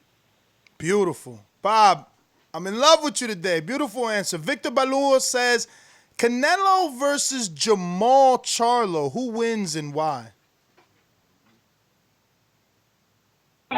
Right now, I think Canelo is on top of his game. Charlo is a very good fighter, but I don't see any middleweight at this point in time beating Canelo. I just don't. Now, does Charlo have a shot? You're damn right he has a shot. But right now, if I had to bet on the fight, I would bet on Canelo. All right, we got, who's up next? Steve in Chicago says, you've been very critical of the UFC wanting to put events on due to the corona COVID epidemic. How do you feel about boxing events should be brought back? Well, I was and I am critical of the UFC for doing that in the face of the pandemic without clearing it with the applicable authorities. In other words, I am looking forward to doing events without, unfortunately, without an audience, but only if I can do it under the aegis of a commission, whether it's a Nevada commission, a California commission, or a Texas commission. I'm not looking at New York, because I think until New York gets through this horrible plague that afflicted them, you can't talk about New York. But California shut this down really early and doesn't have the same type of problems that New York has. Same thing with Texas and Nevada. So in working with those commissions, if I can do a fight with testing, adhering to the regulations, I would do it despite the fact that we wouldn't have an audience. Now, what he did, Dana White did, was he said, screw the commissions, screw the regulation. I'm going to go on an Indian casino where the California Commission wouldn't have jurisdiction. It was an Indian casino outside of Fresno, California, or in the suburbs. And I would do that fight and screw everybody. Now, that was wrong because there would be no testing of the participants. There would be danger not only to the fighters, but to the camera people, the referee, and the judges. And also, it was a time where we didn't know what the situation was in the California, particularly Central Valley Hospital. And if you did a fight and a fighter was injured, could you in good conscience have him go to a hospital and take up a bed which might deprive a coronavirus patient of the bed and might even cause him to lose his life? So all of that stuff Dana never took into account. He didn't just care. Everything for him was putting on the event. Well, I'm not like that. And I don't think Al Heyman is like that. I don't think boxing promoters are like that. I think we look at the public and we look at, are we causing harm by going ahead and doing the event? And that's what I was criticizing Dana White for, not because he wanted to do an event with no people. I'm in favor of that if that's the way we can get back into action.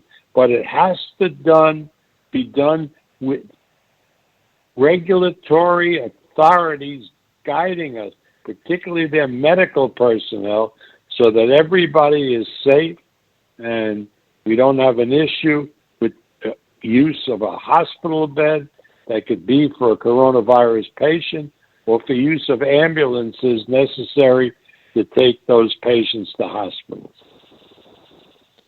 Hey, Bob, it's Monty Munguia here. I'm going to follow up real quick just on this. It was recently announced this past week that Vince McMahon, Mark Cuban, Dana White, and other heads of Major League, NBA, and NFL are going to help President Trump to determine when things should come back, specifically sports, but other aspects of the economy. Do you think that it's an egregious overlook that boxing is not represented in that? And if you were approached to be on that panel or team or whatever, would you consider helping out and bringing your wisdom to the president?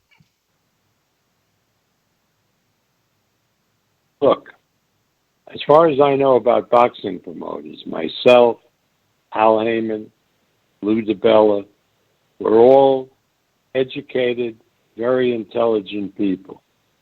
And because we are educated people and because we understand, we realize that Donald Trump is an irresponsible, incompetent, and there is no way that he would really reach out for help.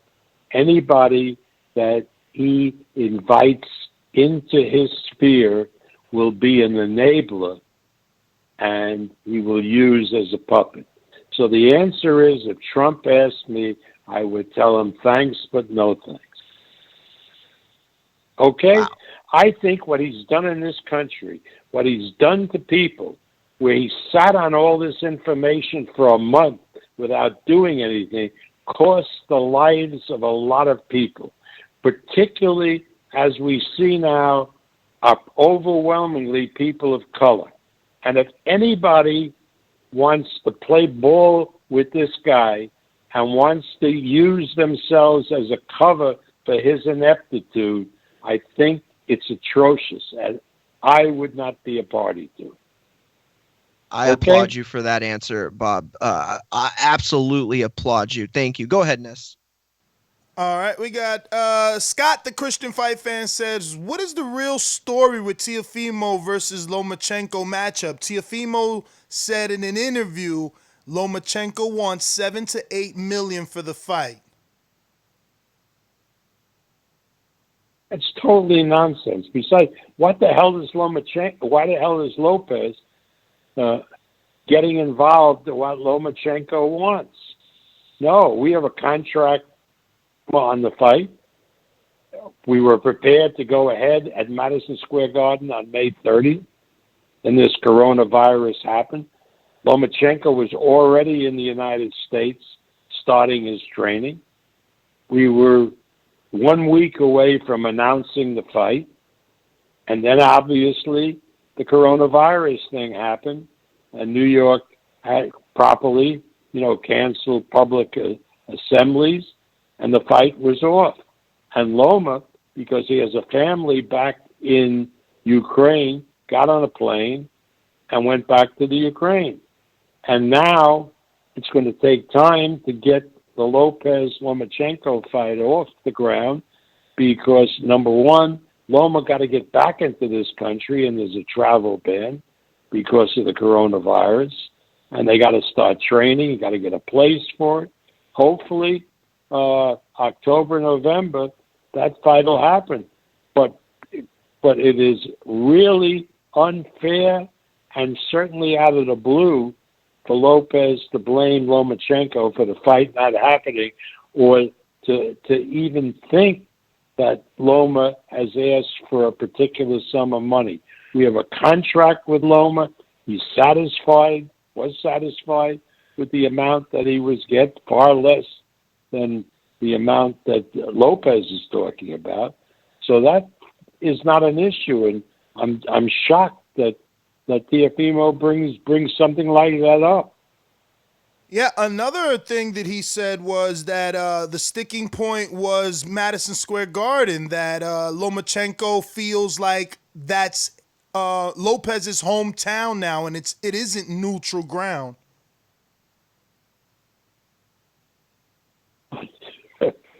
I mean, Loma, if the arena that Loma likes more than any other place in the United States is Madison Square Garden. He's fought more of his fights in Madison Square Garden than any other place in the country. More than Las Vegas, more than Los Angeles. It's New York and Madison Square Garden. So I don't know what the hell Teofimo is talking about. I think Teofimo's a great kid, great fighter. I really like him. I get a kick out of him. But sometimes he talks without knowing. All right. Osiris Boxing says, what would happen before you and Eddie approached Wilder's... No, what would have happened before you or Eddie approached Wilder's camp to make a step-aside offer if Saudi offered a substantial amount to stage the AJ versus Fury fight? That's a lot of hypothesis. It sure Number is. one, that Saudi would offer money for the fight, which I assume they would for a Joshua Fury fight. That Saudi would provide money for Wilder to step aside, and at the same time, they would have to provide money for Pula to step aside from Joshua. And then would Wilder or Fury be willing to accept that step aside, and on what terms and conditions? None of that happened.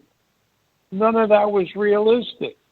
I mean, as far as Saudi was concerned, they shut down the country because they had this virus hit people in Mecca going to Mecca before Ramadan. So there was a complete shutdown in Saudi Arabia. You couldn't enter the country. You couldn't leave the country. So, I mean, everybody is dealing with boxing like none of this coronavirus has ever happened. And I'm telling you that it never, ever reached the stage that Saudi Arabia said, "Oh, that's the fight we want, Fury and Joshua, and we'll pay Wilder and we'll pay Pulev money to step aside, and we'll pump another 1 million barrels of oil." Never happened. Bob, I've seen you answer that question in different ways, and then basically you say nobody would take the step aside money. But could you just to entertain, I guess, fight fans, what would be realistic?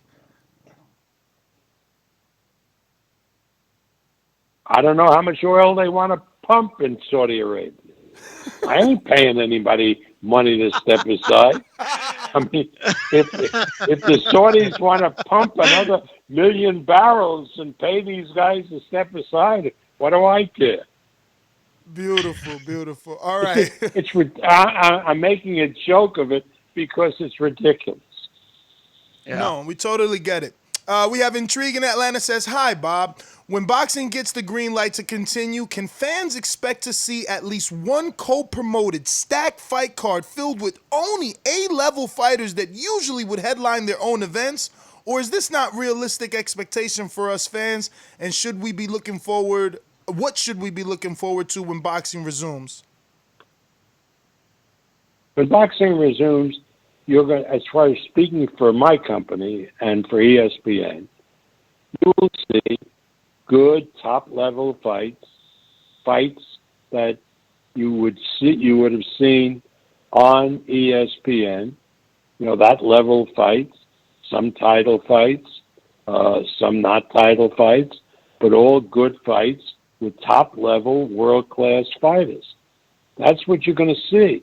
Now, we will have some problems in the beginning. One of the problems is that we won't be able to use fighters from outside the United States. See, we can use foreigners who've stayed in the United States, like, for example, Kavaliskis and Janabek, and Votsick. They stayed here, so we can use them.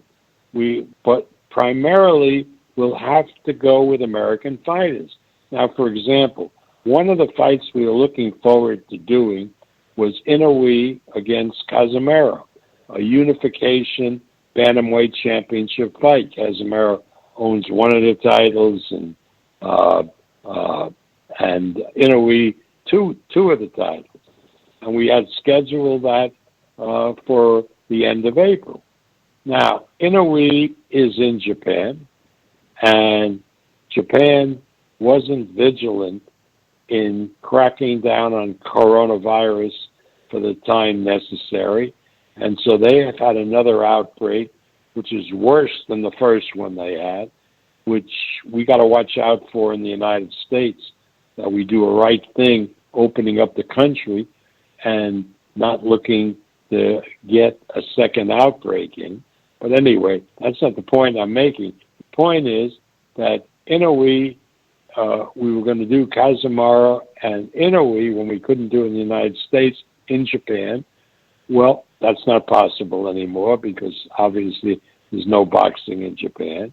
Inoue can't get out of Japan, can't come into the United States because of the travel ban.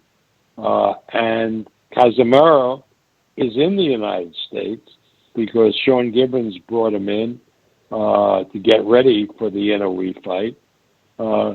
So there's no way we can do that fight.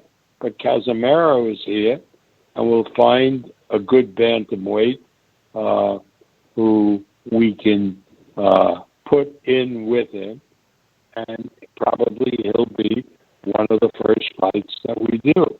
So it's not like everything is back to normal, because it certainly isn't. And we're going to do the best we can to make the best matches we can and put them on television so that boxing doesn't die and people can see live boxing. Bob, last one. I know you're pressed for time. And by the way, if you're, I'm not pressed for time. I got nothing to do. This is like, as I say. And you kicking it with us, Bob. Yo, we love. Thank you, Bob. Thank you. Oh man. So you were saying that's stock answer for fighters and visitors. Press for time. All right. I mean, you know, again, these aren't normal times. People who love boxing, the best I can offer them is tomorrow afternoon on ESPN. There'll be 11 hours of classic boxing matches, including the 3 Ali Frazier fights, a few of Mike Tyson's big fights, a couple of Oscar's fights, one with Chavez, one with Pernell Whitaker, the Hagler-Hearns fight.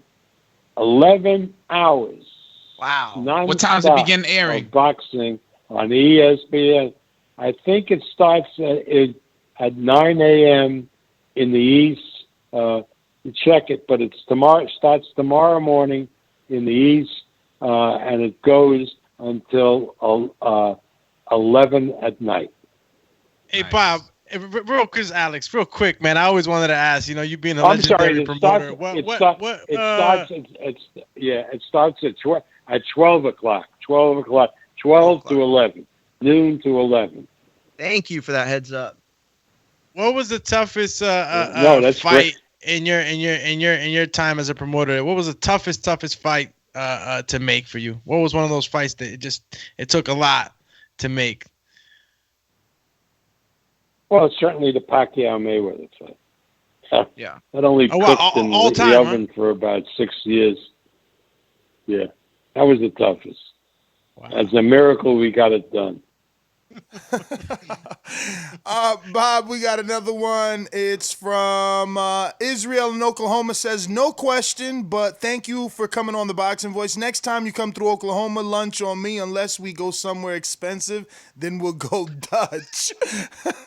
Israel owes everybody we interview at lunch. We got another one from Cincinnati. Brandon says, are you willing to take a financial loss on your end in order to overpay an opponent like Danny or Sean Porter in order to get Crawford a big fight? No. Fighters should get what they're entitled to. And fighters, if they take big risks, should look to get as much as possible. And to cut down, even if it cuts down on some of the profits of a promoter. But I see no reason for a promoter to spend its own money to get a fighter a bigger purse because he feels that the fight is too dangerous. If he feels that way and it's not affordable, then the fight ain't going to happen. You know, I mean, it's one thing. Yeah, fighters can look and see what's going to be made and so forth. And if a fighter thinks that his participation in the fight is going to make it a more attractive fight, then let him take a reasonable purse and a big percentage of the upside.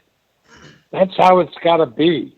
We are not, neither Heyman nor myself or any more are going to be charitable organizations to go into our pocket because a fighter thinks a fight that's been offered to him is too difficult. Bob, Enrique, really quick. Do you, as a promoter, take a fighter like Terrence Crawford and a fighter like Charlo and say, wow, the personality of Charlo will ignite a new personality out of, not a new, but the hidden personality of Terrence Crawford, and this will build up the fight to bigger than Crawford ever had? Do you see it that way? Do you see fighters that way? No, when we do a promotion, we look at the two participants and we sense that because of the combination of the two, that the two fighters will be energized both in the promotion to help promote the fight and also in the fight itself. So, yeah, we look at that, certainly. Yeah, because I enjoy that part of the fight game, Just so Yeah, you the know. buildup is always the most intriguing, I think. And let me tell you, Bob, maybe because, like Absolutely. you said, because you said this caught you by surprise and you're really not prepared. Let me just paint a picture for you because we've been talking about this now for the past 48 hours because it's fresh. But remember the type of person that Terrence is when provoked. Think Hank Lundy versus Terrence Crawford press conference. Jose Benavidez, Terrence Crawford weigh in, and then think of Jermell Charlo and Tony Harrison's buildup. Same personalities. Those two, the fact that they've already done the work on social media means they do not like each other. And in the press conference, it's going to be very, very interesting. I'm telling you, they will have a lot to say to each other that they haven't already said on social media. I agree with you. It sounds like a really interesting promotion to do. I agree with you. But again, I'm not kidding you. I mean, this is the first I'm hearing about it. Because Does it make sense to books happen, Bob? occasionally, Does that fight make sense to happen in 2020? The fight makes all the sense in the world, but I gotta see if you're convinced that Charlo wants to fight, from what he said. And again, you're taking me by surprise, but that's okay. And I have to talk to what Bud Crawford and Bomac think about it. And if they give me the go-ahead, then I'll do what I can to get this fight happening. I'll get them off the ground. But I agree with you very much that it would be a tremendous promotion. I do think it's dangerous, though. We've seen Crawford, slightly phased by Kavalauskas, Gamboa, and Benavidez. Jermell would be naturally the bigger man, obviously only fighting at 54. So there is the element of danger, but the pound-for-pound status and everyone seeing the greatness in Crawford will make it that type of... I think the ESPN themselves, like the Max Kellermans and the Stephen A. Smiths, will call this some sort of Ray Robinson, our generation's Ray Robinson, or Sugar Ray Leonard, putting chains. No, you don't have to convince me. It's terrific. And as far as now, what's the worst that can happen? The worst that can happen is that Terrence loses the fight. Well, that's not a death sentence. All the great ones have lost the fight. I mean, Oscar lost fights. Chavez lost fights. Tyson lost fights. Ali lost fights. Foreman lost fights. Not a death sentence today, because today, we've somehow made it into a real problem for fighters to have lost. Look at the great kings, the four guys who I promoted most of their fights against each other. Hagler, Leonard, Tommy, and Roberto. All of them lost fights. And Leonard lost, it was a draw, but he lost to Hearns. But he didn't win all of his fights. Marvin lost a couple of fights before he came into prominence, and then lost the decision to Leonard. Tommy lost fights. Duran lost fights. But that didn't diminish from their greatness. Ray Robinson lost fights, and many consider him the greatest fighter of all time. Bob, I've been doing this job for about 7 years now, and I consider myself a pretty decent researcher. But I will say that I was caught by surprise when I woke up one morning to read the headline, Bob Arum to sell possible meetings to sell Top Rank. Now, obviously, you came along and you clarified what you meant. You were talking about a minority stake, and I think you even referenced Bloomberg buying something and then being able to strategically, move certain aspects and stuff. But is there No, we any? never talked about Bloomberg. No. I just meant the quote. I'm never saying. talked about. Yeah. Yeah, And right. well, okay. So Yeah. why don't you do us a favor and clarify if any sort of things came from that? If there's any rumblings or any news that you might be able to give us? I know those types of things are not easy to talk about. You understand? This was done before the coronavirus. Yes, of and course. We had discussed the idea that one thing we hadn't done to our satisfaction was expand globally and put offices in the UK, maybe in Japan, and start doing more fights overseas and increase the number of our fights. And then we realized that this takes a lot of money. And to do it, instead of borrowing up to the hilt, which we didn't want, we would take in an equity partner to get this done. And that's what we were talking about, because my interview with the business guy was just that. That my idea was to expand, our idea, it still is, to expand globally, and for that you need a lot of capital. Simple as that. No, you're absolutely right, and that is And honestly, you're ahead of the game, right? In that regard, that is one of the smartest things. That to me, that's such a great move. Yeah, I agree. I mean, it is a great move, but it's a logical move for us. That's what we've always wanted to do, and hopefully, we will be able to do it after this all clears itself up. Bob, do you think, look, I know that I'm about to say this, and obviously it would be years in the future. In my opinion, I think that if y'all were to do that, it would be unprecedented in boxing, but that would put Top Rank in a position where maybe in 20, 30 years, you become the focal point. And if ever a time presents itself where boxing can have one unified league like a MLB or a NBA, I think that this move would put y'all in that prime position, 20 years from now or something like that. Do you agree? Well, maybe. Who knows what the future is? And the one thing I know is by 20, 30 years, there won't be a Bob Arum around, that's for sure. Because even though I'm blessed with longevity, I'm still 88.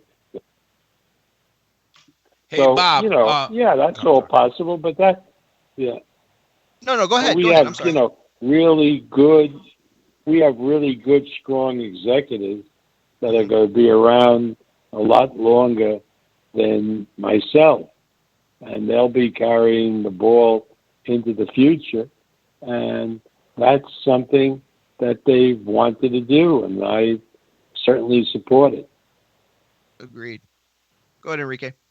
Bob, Enrique again. Going back to an empty arena, me as a longtime boxing fan, watching a fight, the announcement in an empty arena, the energy is going to be missing. To me, it's going to feel like a presidential briefing.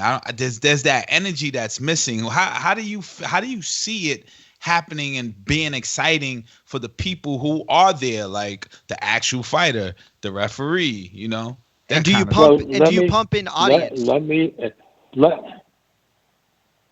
we don't pump in. That's shit. We don't pump in an audience. I mean, either you do it the right way, where you can get customers there, spectators, or you don't do it artificially by pumping in sound. No. But again, let me ask you this. Ask me. Given the alternative, one, no fights at all, or fights without spectators, what would you opt for?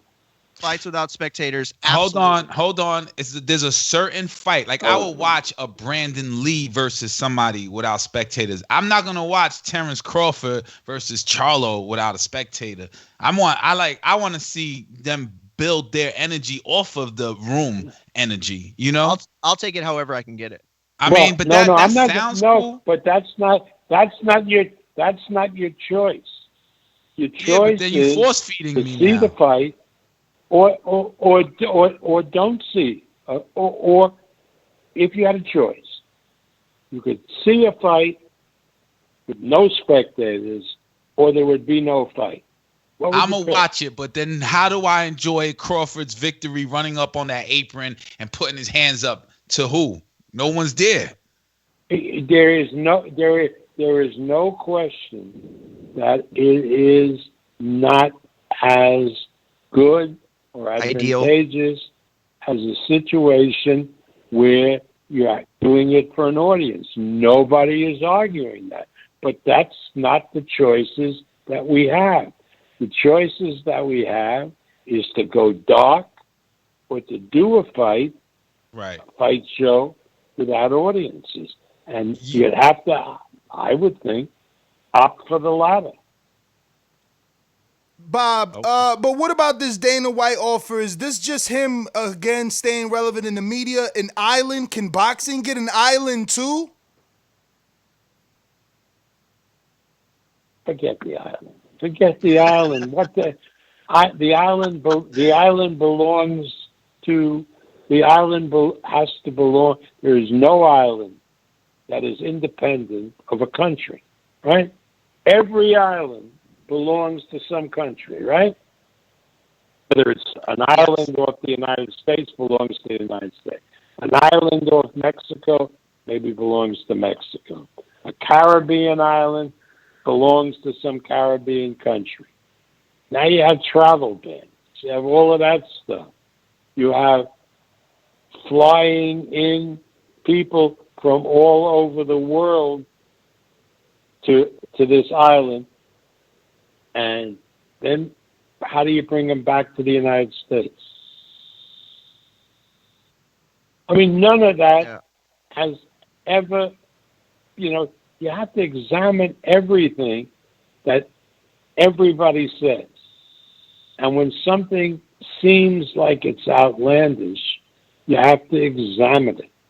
But in this era of a lying swine as President of the United States, people are more gullible than they were before, but I expect people from the New York metropolitan area to be less gullible than people in some other parts of the country. So it's ludicrous, getting an island. What the hell does that mean, getting an island? It means going to another country, right, and doing a fight. There is nobody can find, to my knowledge, an island that's independent of a country, right? You don't know any. I'm sure nothing exists. An island that is not ruled by a country. What are you talking about? That's only unless we haven't found the that mind island. of Dana White. Yeah, I don't know much of that island either. I mean, international waters, I guess. I don't know what he really meant by that. I know we did know about the casino one on tribal land. All right. Okay, that. I mean, I understand that, but again, even if you're in tribal land, the area around it is governed by the state, and certain things that take place even on tribal land are regulated by the state. For example, I don't want to give you a law school lecture, but if let's say on this India casino outside of Fresno, right, that playing blackjack at the table, and somebody objects to somebody folding their hand or taking an extra card that caused them to lose the game, pulls out a gun and shoots the guy next to him. Now, the state would have jurisdiction to prosecute the shooter for murder, right? So these casinos aren't completely sovereign. We can talk about sovereign nations, but they don't have police forces. Certain things are still regulated by the states and the counties that surround them, such as access, such as roads, such as them leaving the casino if they carry the coronavirus. So the idea that casinos in Indian sovereign land are truly sovereign is a fiction. All right, Bob, since you don't have anywhere to go, neither do we. We have more from the people. Carlito in the UK says, good evening, Mr. Aram. With Wilder letting the world know he had a bicep surgery and that he's adding new faces to the camp, is he letting us know he's willing to step aside? He will never outright say it, but he could subliminally not take the third fight. Well, that could be. That's a possibility, but I would doubt that. I really would doubt that. So would now, do I know? No. Yeah, but, Wilder, for my interaction with him, seems like he's a proud guy and a very, very good competitor. And I think that being that, he will not want to back out of a third fight because most fighters are very, very brave, and he believes that he, by doing the right thing, can come back and reverse the loss in the previous fight. So the idea that Wilder would want to step aside seems to me to be very far-fetched.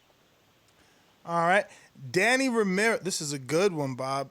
Danny Ramirez says, do you regret not making Juan Manuel Lopez versus Gamboa fight when they were both undefeated? That was interesting. I didn't want to do that fight because I already sensed that that Juanma was on his way down and that he would get beat real bad in that fight. And I thought that I could avoid that fight by giving him other alternatives, which I did, and I think in that way preserved his career. I think Juanma was a hell of a fighter, but I don't think at that point in time he would have been competitive with Gamboa. We have James Benitez says, Bob, you started an interview that you didn't want Manny to fight Bud to protect Manny's future. Manny said he never said no to that fight and wanted Bud before Horn. So to me, I just want to know wholeheartedly, are you sure you wasn't saving Bud from Manny? Ooh. No. What happened was, one thing about Manny, he's one of the most honorable, honest people that I've ever met. So now I realize what happened. That it was not Manny, but the advisors around Manny that were telling me that Manny didn't want to fight Crawford because it was too difficult and too dangerous. But I really believe Manny when he said that he never said it, and he certainly never said it to me. But when I said that Manny didn't want to fight Bud, it was really based on what his advisors were telling me. Intrigue in Atlanta says, "Hi, Bob. When you get the green light to continue, can fight fans expect to see at least one?" I think I asked you that already, right? Sure did. Yeah, definitely asked about that. All right, Cali Fire says, "What's up, Bob? It's a pleasure to have you on The Voice of the People. What is your marijuana strain? Mine is OG Kush. Peace from 209 North Cal." Wait, Bob smokes marijuana? Well, again, absolutely. Yeah, Dan, I smoked it before you were born, believe me. But it wasn't legal. Now it's legal, so we can talk about it. So, OG Bob. Again, I shop because they're all closed now, either in Las Vegas where I have a house or here in LA where I am now, and it's legal in both places. So I use I only smoke sativa, and you can get the quality. They have to show how strong it is on the label. But more than smoking now, eating candies, because I think candies are sort of better, they last longer, and you don't put smoke into your lungs. So the candies, there are a lot of gummies. You get the sativa gummies, 10 milligrams, and they give you a really good high that takes about an hour to kick in, and then it lasts for 3 or 4 hours after that. That's my advice to that. But only do it if it's legal. So you don't like indica, or is it because it doesn't allow you to remain functional? Yeah, exactly. Indica puts you to sleep. Who the hell needs that? I need something that's going to really energize me, where I can laugh and have fun. So, in the old days, you used to have dealers that used to bring this stuff to wherever you live, and you never knew what you were getting. So who knew about indica and sativa? We didn't know. Now, when they label everything, we know. So I'm telling you, I now I prefer and only use sativa and not indica. Beautiful. But I guess other people have other views. Definitely. You should have ran for president, Bob. You should have ran for president. I mean, at this point, you're younger than Bernie, so. Yeah, you'd get my vote. We got Sony Wood says, "Mr. Aram, greetings, sir.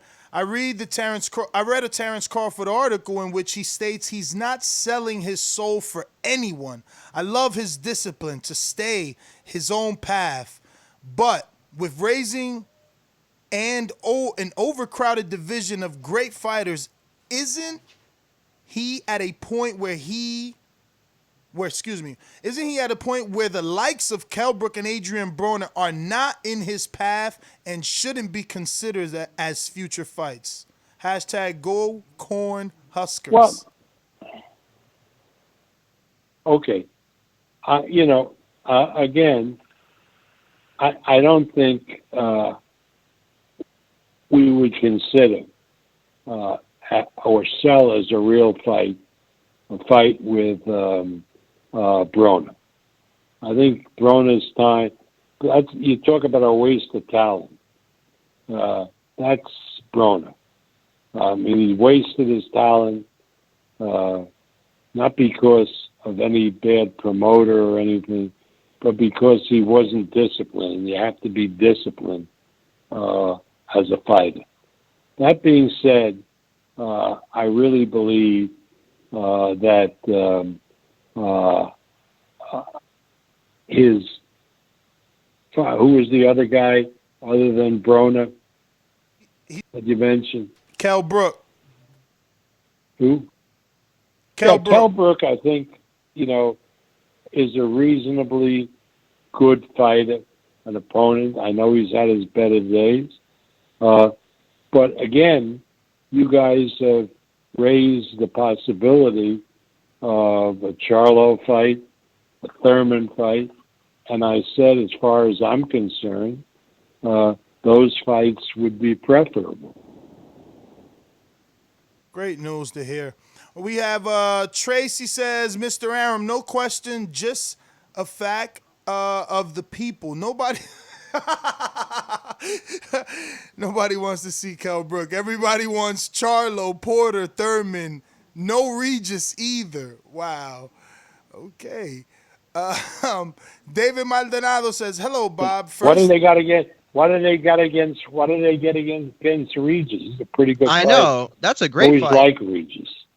I think it's because he's still not a natural welterweight yet. Like this will be his first fight with Hooker whenever boxing gets back, and then I think that was at a catchweight, to be honest with you. Yeah.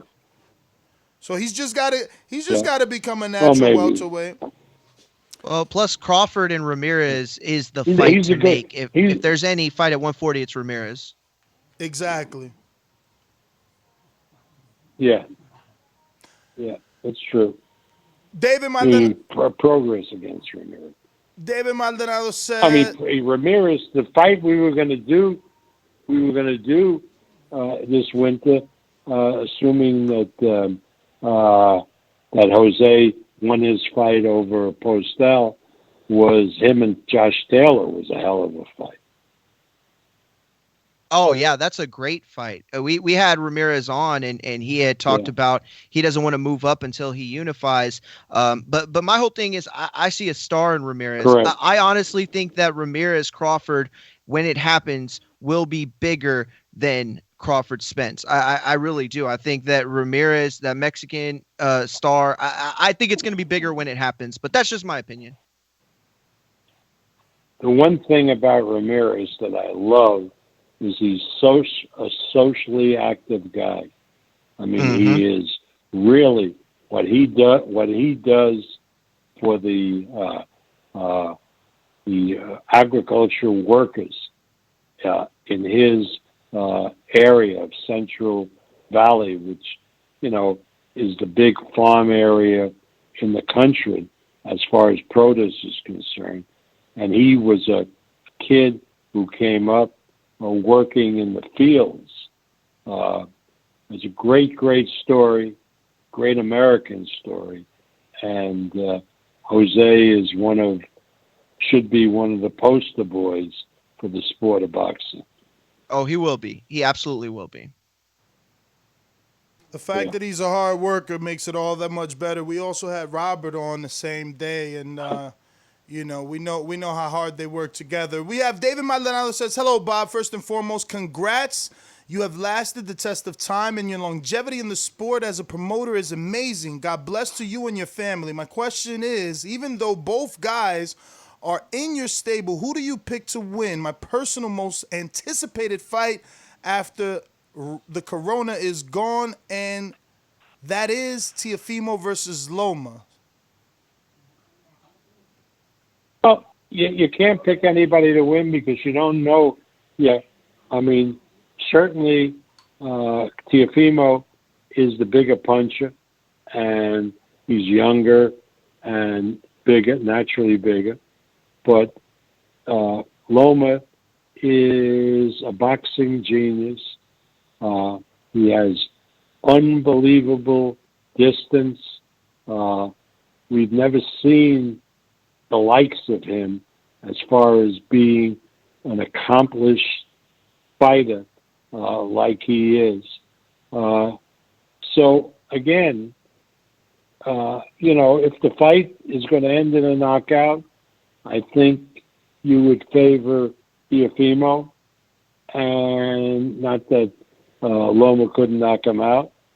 And if the fight is going to end in a decision, I would think you would favor Loma.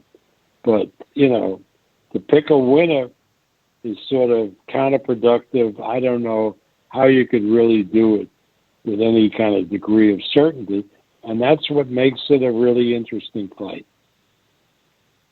All right, we have Sway that says, Mr. Aram, why do you...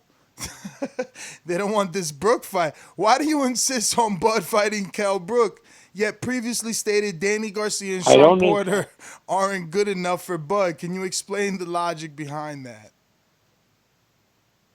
Well, again, I'm one of the people that thinks that that Kell Brook is a terrific fighter and still has something left in the tank.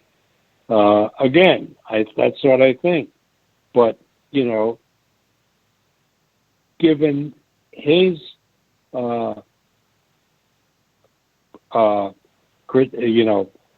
body of work against Charlo or Thurman, there's no question that I would prefer Charlo or Thurman as a Crawford opponent. But Kell Brook, for me, is an acceptable opponent. Not the greatest in the world. I mean, maybe a fight with Porter would be more competitive. I could see that argument, but still a decent fight. So, again, and I don't know if I'll have a choice. If I have a choice to make a fight with a Bud against Thurman or who the other guy again? Charlo. I'm getting groggy. Charlo. I'd rather do that. Yeah. So let's see. But I don't, again, as a promoter, you want to have as many options as possible. But I'm not arguing that a fight with Kell Brook is better than a fight with Thurman or Charlo or with Porter. There's no argument there. That's a new name, Porter. No one mentions Porter that much. Everyone's mentioning Thurman, Charlo, Spence. Yeah. What made you say Porter? I like Porter. Well, Porter Porter was the original name. The problem is that the two of them said they had to have a conversation with each other. Yeah, that's true. All right, so we got... That is true. We have Alvaro, a.k.a. Majimbe, says, having multiple stars under the Top Rank banner, how do you deal with their egos and still put the fights on that fans want to see? Well, that's a good question. I don't want to go into everything, but it is always a problem when you have top fighters and they really... There's a jealousy there that you're favoring one fighter over the other, and they don't have to even be in the same weight division for that stuff to start.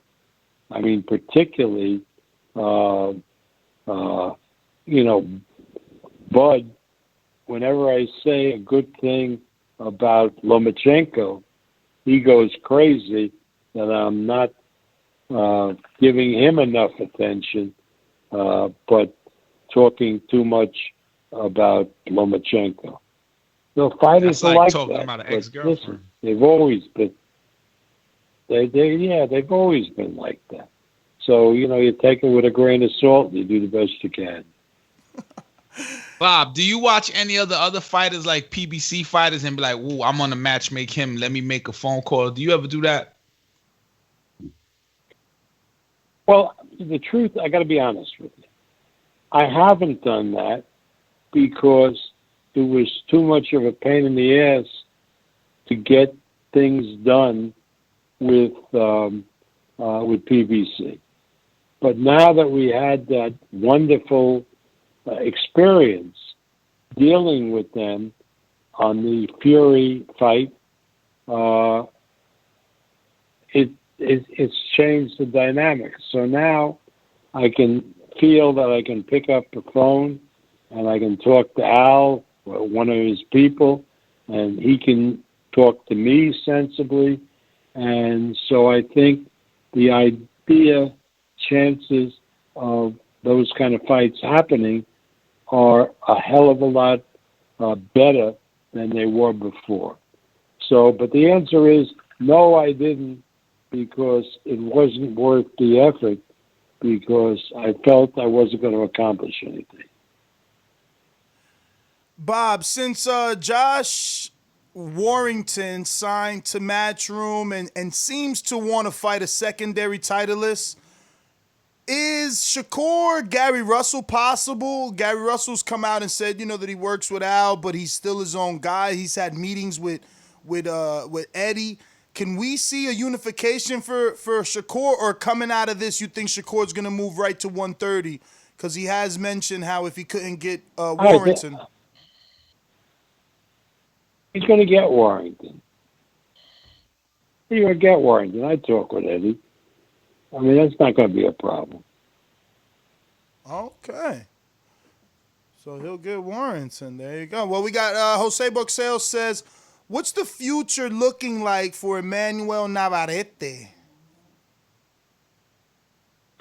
I think terrific. I think Navarrete is an extraordinarily entertaining fighter. I mean, he's very good. We enjoy promoting him.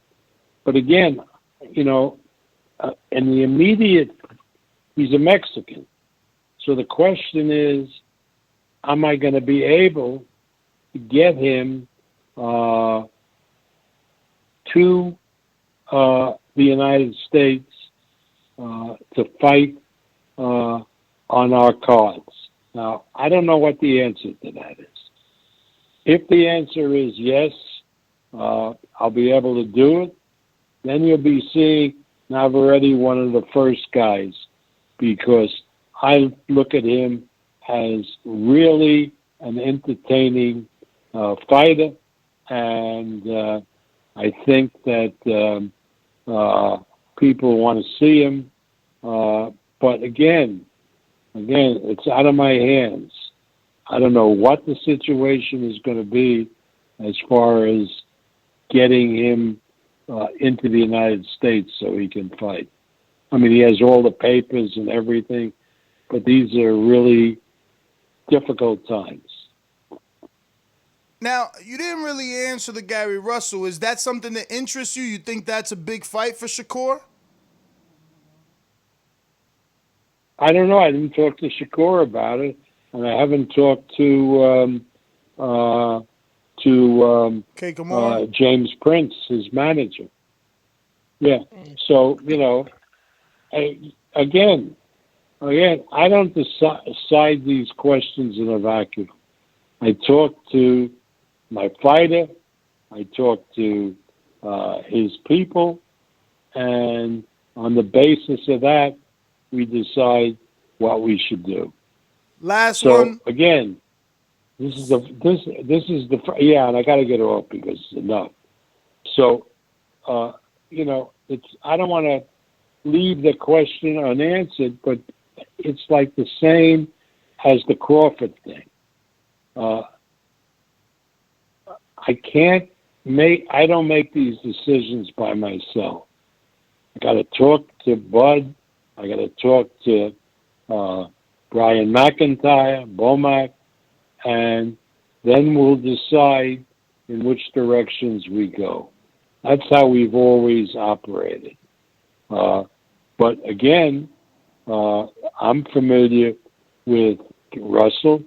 He fought Lomachenko a while ago. He's a very, very good fighter, very skilled, and I mean, why not see if we can do that fight? But again, I can't commit to anything without talking to his people. Absolute last one, Bob, and thank you for your time. We got Nicholas De Mercurio says, thank you for your time, Mr. Aram. My question is a little dated, but why not? You promoted the long-awaited rematch between the Hitman and Sugar Ray Leonard in 1989.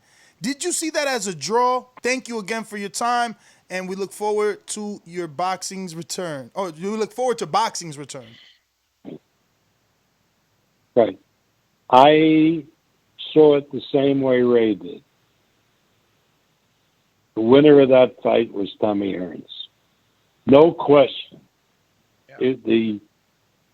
One of the judges went out of his way to give Ray extra points in the last round, which caused the fight to be a draw. No question at all. And you ask Ray, who'll tell you, no question at all that Tommy Hearns won that fight. None at all, not even an issue. Well, Bob, thank you so much for your time. We truly appreciate it. Can't answer. Yeah, well, I gave you a lot of stuff, huh? Definitely, you sure man. did. Amazing. Thank you. I'll be right all night. Let me ask you another. Let me ask you a question. How do you get? I mean, people were calling from different places. Are they listening to this thing? Absolutely, all over the world right now. No. So what do you really? Yeah. You have this goes all over the world? All over the world. Yeah. We got Atlanta, people live Chicago, all over the world. Live right now. Right now. We have their numbers on. Area they're codes, all listening. Area codes from all over, and people that are even further long distance, like different countries, they use Skype, and we have them all connected. So, they can listen, and I can bring them in if I want to talk individually. So after we let you go, That's fantastic. I don't know. Yeah, after we let you go, then we go to the callers and they give their opinions over what they heard. Listen, Bob, don't worry. If you want to do, the Boxing Voice presented by Top Rank Radio, we can do something for you. No problem. Absolutely. We would love the support, Bob, but I want to thank you once again for coming on and just taking so much time. I mean, this is absolutely a treat.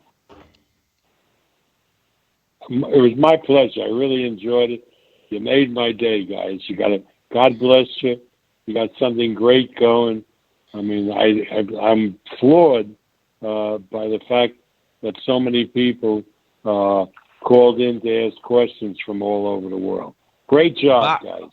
Bob, and to make things bigger, we had Keith Thurman before you, and then you pushed Paulie Malignaggi off the show. Yeah, we were supposed to have Paulie at 9 o'clock, I think, but we've been on with you an hour and a half. But when the Bob Father gives us an hour and a half, you got to take it, man. We truly appreciate it. Give Paulie my best. I will. We will. Thank you so much. There you have it, ladies and gentlemen. Good. All right, good. World-renowned Hall of Famer, man, that was a fantastic. I mean, we've done amazing interviews with him, but that was one of the best ever. Here's what you need to do. You need to start being more pessimistic, because then it works out the other way. Because wow, yeah, yo, I hit Paulie like, yo, I'm so sorry, bro, but yo, Bob gave us an hour and 20 minutos, and really, really, really, really, really, we got some fire because he's open to Thurman. He's open to Charlo. He said live, Charlo's better than freaking Yo, he Brooke. received everything pretty damn bro. Let me tell you, yo, I think they slipped him some indica instead of that's a team. I'm telling you. I think that we went a long way into putting that fight in the air, because he just found out, and not only did he just find out, but at the same time, he's learning that how many people are interested in that fight. How many people are talking about that fight? No, he's also learning how people. That's why, listen, guys, if you're listening, please put in your question where you're from. You see how important it is for them to hear where it's from. I could give your voice matters. Yeah, I could give name and name, but it would have been better to say, so and so from wherever, and then he says, I don't want Brooke. You know how many people said they didn't want Brooke? Yo, that was dope, man. That shit. He said it made his day though. That's oof. That's even deeper. Yo, man, speak of believer, receive it. I need that Top Rank endorsement. Yo, can you imagine Top Rank the radio doing the radio station? I was like, and oh man, you kind of cut him off a little bit. I think he was about to say something because he was like, "Let me ask you, how does it work?" And because he had already asked him, and he was about to say, "How does it work?" Yo, he was about to start, figuring out the economics of it all, right? It's like, how like, let me tell you something, yo. Have the boxing voice do their own podcast. You might have to hit him with like, listen, any breaking news, let me know. I'll put it out there. Nah, you know let me tell you something, yo. I'm like so in love with this sport that throughout this interview, I was like, damn, man, I've never made that connection with Todd DeBuff. And when Bob steps down, what am I gonna do? Like, I've been having Bob since I started. He's been like this. I could call him and we get him on. I was expecting Bob to be a little more, just based off how you described him, a little more grumpy and raspy. Because he's usually not optimistic. He's very open-minded today. But he likes you, though. That's the thing I think you not take for granted, but I think that's the thing you undersell a lot. I remember the very first time I covered a Top Rank fight. The last interview called me stupid. They gave me a red badge, right? Is it red or green? Yeah, they gave me a red badge. Red. Yo, when I tried to get Bob to ask him questions, he asked me who was I with. I told him. He said, Nestor. Hey, get this guy. Yo, he brought me down there. I was the only one with the red badge sitting with all the greenies, baby. And it was because he asked me, and I told him, I said, on the boxing voice, Nestor, and this guy can come. Yo, they brought me a chair and put me on a table that was reserved for their technicians.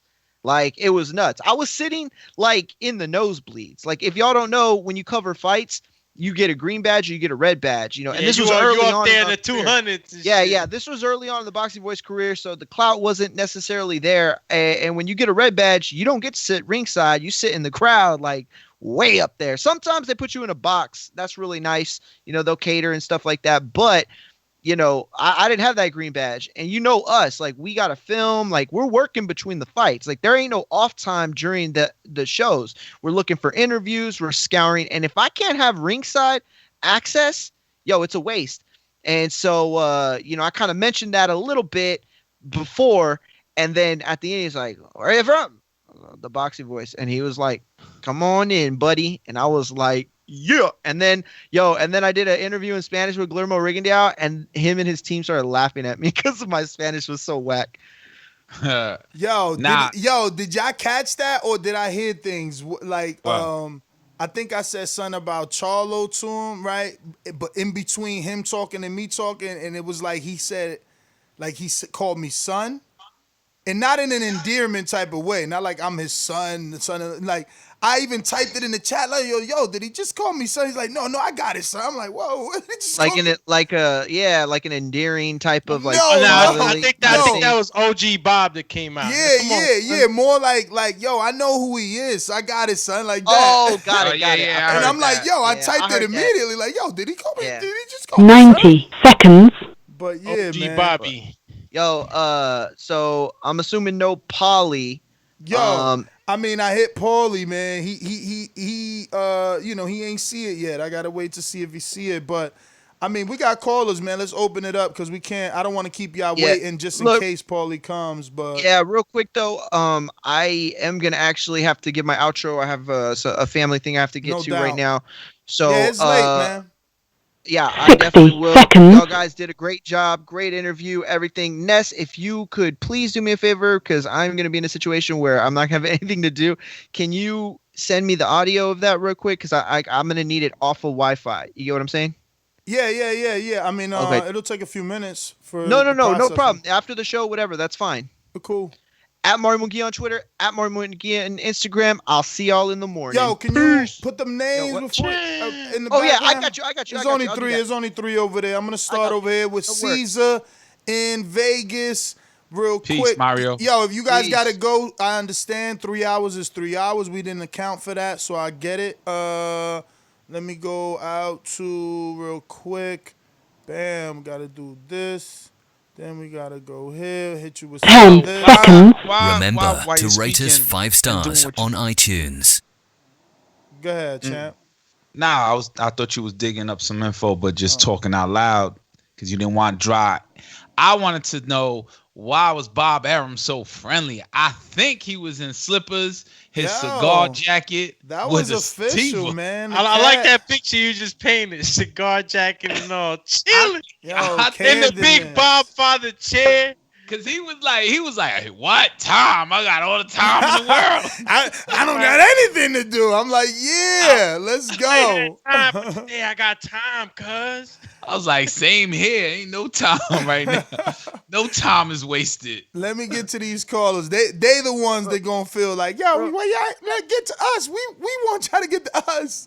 Real These quick, calls Ness, are brought to you by my El Camino bad. Electrical Services, experts in electric vehicle charging stations. For consultations and turnkey installation, visit us at elcaminoelectricalservices.com. Real quick, Ness, can you please make sure we got a new caller from the San Antonio area? Whenever you get to him, can you please write him down and text it to me? Oh, yes. Thank you very much. I'll see y'all. Peace. All right. Caesar Vegas, talk to me.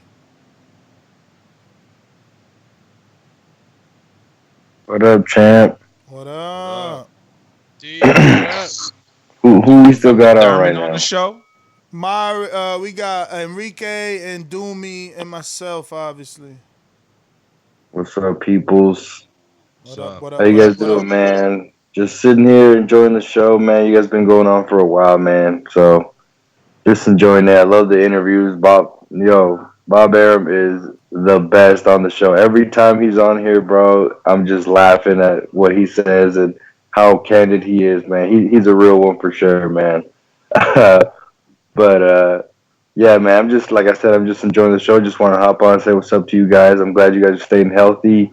And yeah, man, great show, man. TB for life. Appreciate it, champ. Appreciate it, man. Thank you for the support. Keep in mind, Bob is 88. Yo, Yeah, champ man. status. Nah, bro, straight ticking like an ox, man. No slow down in him, bro. None. Crazy, man. Crazy, amazing. God bless him. You know, yeah, man. I gotta get in with Todd, man. Gotta get in with Todd the Buff. He's about to take over when it's all said and done, man. He's gonna be the man that's running shit over there.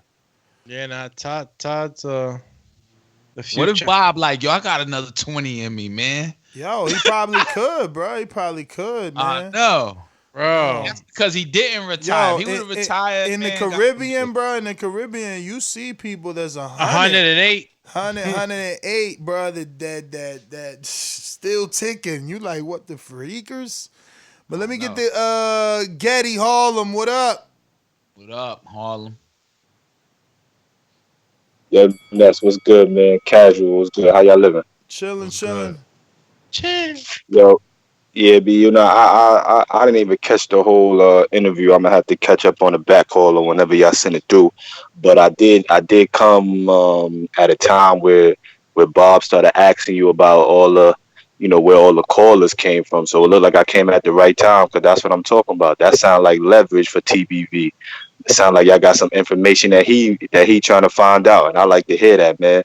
That gives me hopes that TBV is on its way, man. So there's always salute on my side. Definitely. Getty, man. Make sure thank you for check the out kind words, Keith Thurman man. too. Yeah, man. We had Thurman on as well. We going out to alumni. Mr. Info Joe. This portion of the show we call In the Mr. Know, Info Joe. presented by my brother. And Fo Joe, Lenny, Yo. Freestyle Friday champion. What's up?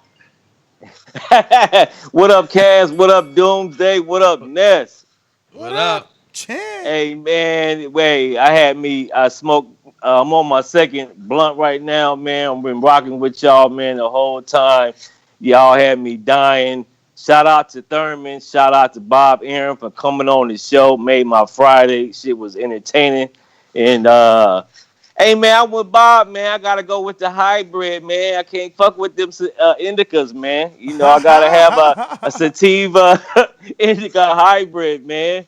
Hey, you gonna have to invite him to the next TBV appreciation night, man. You can come smoke with us, Bruh, man. if it's in Vegas, we probably could do it, but everything gotta open back up. But if it was in Vegas, that probably could do it because he got a house in Vegas. We just gotta catch him at the right time. He ain't flying nowhere. We gonna have to fly him if anything. That's right. He sound cooler than the probably. van, though, man. He can hang out with us and talk some shit, and smoke. But epic day, brothers. Appreciate y'all, man. Keep rocking. I wonder though. I wonder if the Bob father would really get in a cipher with us. You know what I mean? Would he be afraid of that? Would he be like, no, guys, I'm gonna do the edibles. You know what I mean? I brought my own. You know what I mean? Yeah, he might be, but guys, I'm gonna light my own. I'm sharing with you. Here's a what they call that? A nugget. Here's a nugget. A nugget? What the hell's a nugget? A nugget is like a bud. Oh, you mean a bud, man? What do you mean a nugget? They call it a nugget too. Oh, I guess that's some New York shit. I'm a Jersey dude. I ain't never heard of a nugget. Gold nugget. Lids Low, Decatur, Georgia. What up? Lids Low. 44404. Lids Low. No? 44396. Mario got the wrong name. Going once, twice. New caller in San Antonio. Me. What's up, brother? Who's this? This is James Valdez. James Valdez? Yes, sir. How are you, brother? Talk to us. First time calling in? I'm doing. Yes, sir. I'm from San Antonio, Texas. I just want to tell you guys that I've been listening to about a year now, and I appreciate all you guys. I got some questions for Mario. I friended Mario on Instagram. I'm going to see about becoming a Patreon, but I got a bunch of questions before I do that. I just want to give you guys a shout out because, like I said, I've been listening for over a year. My first time calling. I appreciate you guys. I listened to other podcasts on YouTube, kind of let everybody go and just stuck to the boxing voice. You guys got it going on. Appreciate you, man. Really appreciate you, man. Thank you so much. And yeah, man. I'm Enrique Church, by the way, sir. Yeah, man. You can hit Mario. Yeah. I've been listening to you guys. Okay. Yeah, cool. I'm gonna hit him up. I got some questions before I do that, so I can make sure I got everything right. No doubt, man. If you want, you can hit me on Instagram, and I'll answer any questions for you. But James Valdez, thank you, obviously, for calling in, and look to hear from you. We're going out to Seattle, Washington. Mr. PBC, baby. I'm the flyest. Canelo talking about he believes he can win. Go to my kitchen, get the sharpest knife, and cut the bullshit out. I don't care what you do good. I do every fucking thing great. Mr. PBC, baby. Oh, Dominic not there. Okay. We going out. No, we going out to a new caller in the 678. Probably in a new caller, man. Mario ain't update the list. 678. Who's this?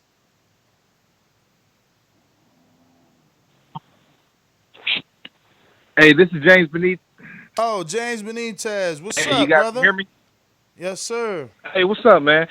Man, this is a classic show, man. This is a show for the books, man. I appreciate you guys, man, just asking all the questions, man, just feeding that mind of Bob, man.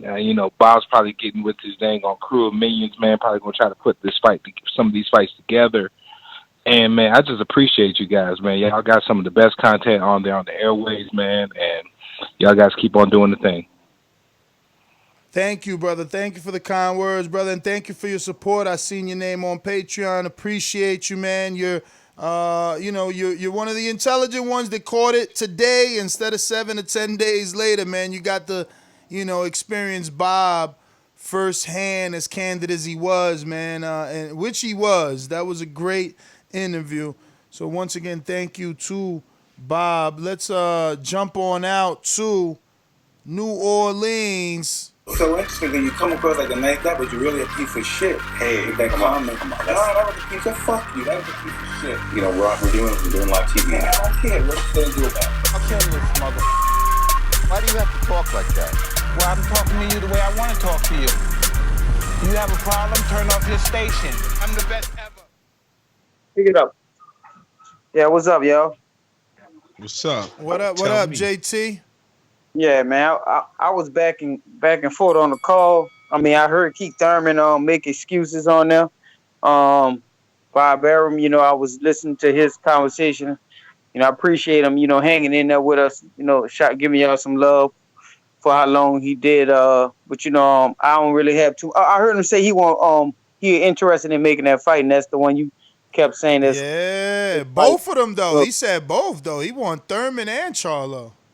Yeah, I mean, yeah, they both big fights. I mean, but I don't know about Thurman. Thurman talk too much. So if he make the fight and they take the fight, I'll be happy. I'll leave him alone. I know he's still gonna lose, but I respect him again.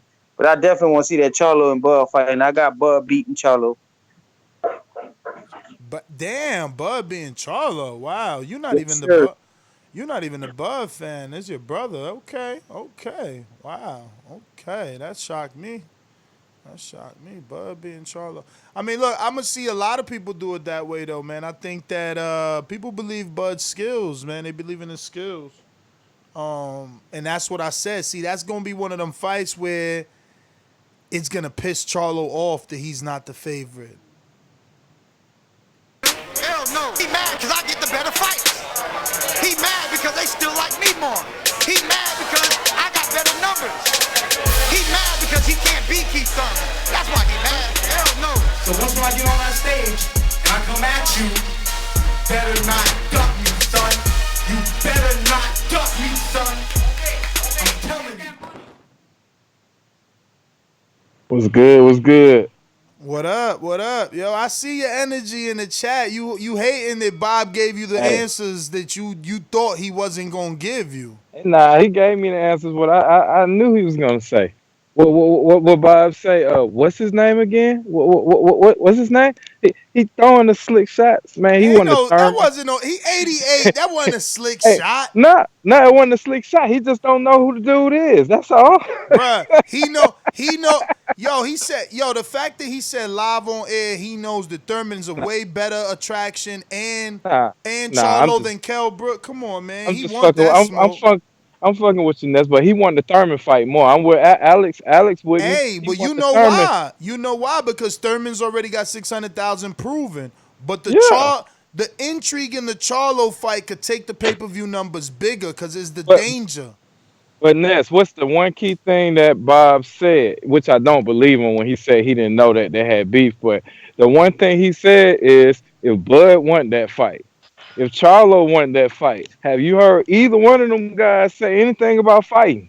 Who? Yeah, you ain't see the thing? I mean, he said Yeah, don't. I ain't seen nothing about fighting. He said, "Don't make me show you who the king of the jungle is." How you gonna do that? You know Terrence ain't out here about to shoot nobody. He talking about in the ring. Come on, He man. talking about pulling up, walking up on him, man, Man, doing you some old crazy. No, like he he ain't. did the Spence in that other little video, man. Come on, He pulled I up the ain't following. Spence, bruh. He pulled up the Spence to say fight me. He ain't pulled up the Spence to take it to the street. There's no more in there? I mean, I'm just saying, man. That fight.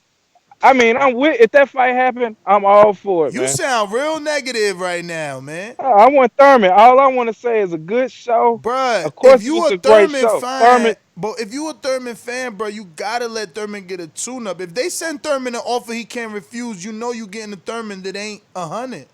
But Ness, I told you that from day one. I'm cool with Thurman getting the tuna and Crawford taking the Brook fight, and then they fighting. Nah, man, That's we the don't path want I'm Brooke, on. man. Stop putting. Look at the energy you bringing. That's what you putting in the air, Brooke. And if he fight Charlo, he not gonna fight Thurman next. He gonna fight Spence. Bruh, if he That's fight just the Charlo, automatic pay. he fight Charlo and beat Charlo, he's a star, man. Yeah, and he going to Spence next. Spence, He ain't going. yeah, Thurman gonna be the odd man out. Hey, and Thurman gonna have to get back on the bike. He gotta do something. You want to give him freebies? Nah, ain't no. He don't earn this shit, man. Come on, Ness. Bruh, he Come got on, the man. loss, man. He just lost. He just He lost. lost to a legend, man. I hear you, He but he lost just to a lost legend though. and was unified. But he You can't just say he got lost. to earn like he got to go back down to the bottom because he I got ain't one loss. say Heck yeah. go to the bottom. I ain't saying go to the bottom, but he did just lose. It don't matter. He can fight any champion right now. He can fight anybody He coming he off choose to surgery, fight. man. He coming off surgery. Let that man get a tune up, man. Let him get Nah, a I'm tune cool up. with that though. I'm cool with a tune up. I'm cool. Alright, Trig. I gave you a whole 3 banger right there. That was the boomerang plus the Good Friday, thank you. All that good shit was in there. We going out to Sid in Orlando. What up?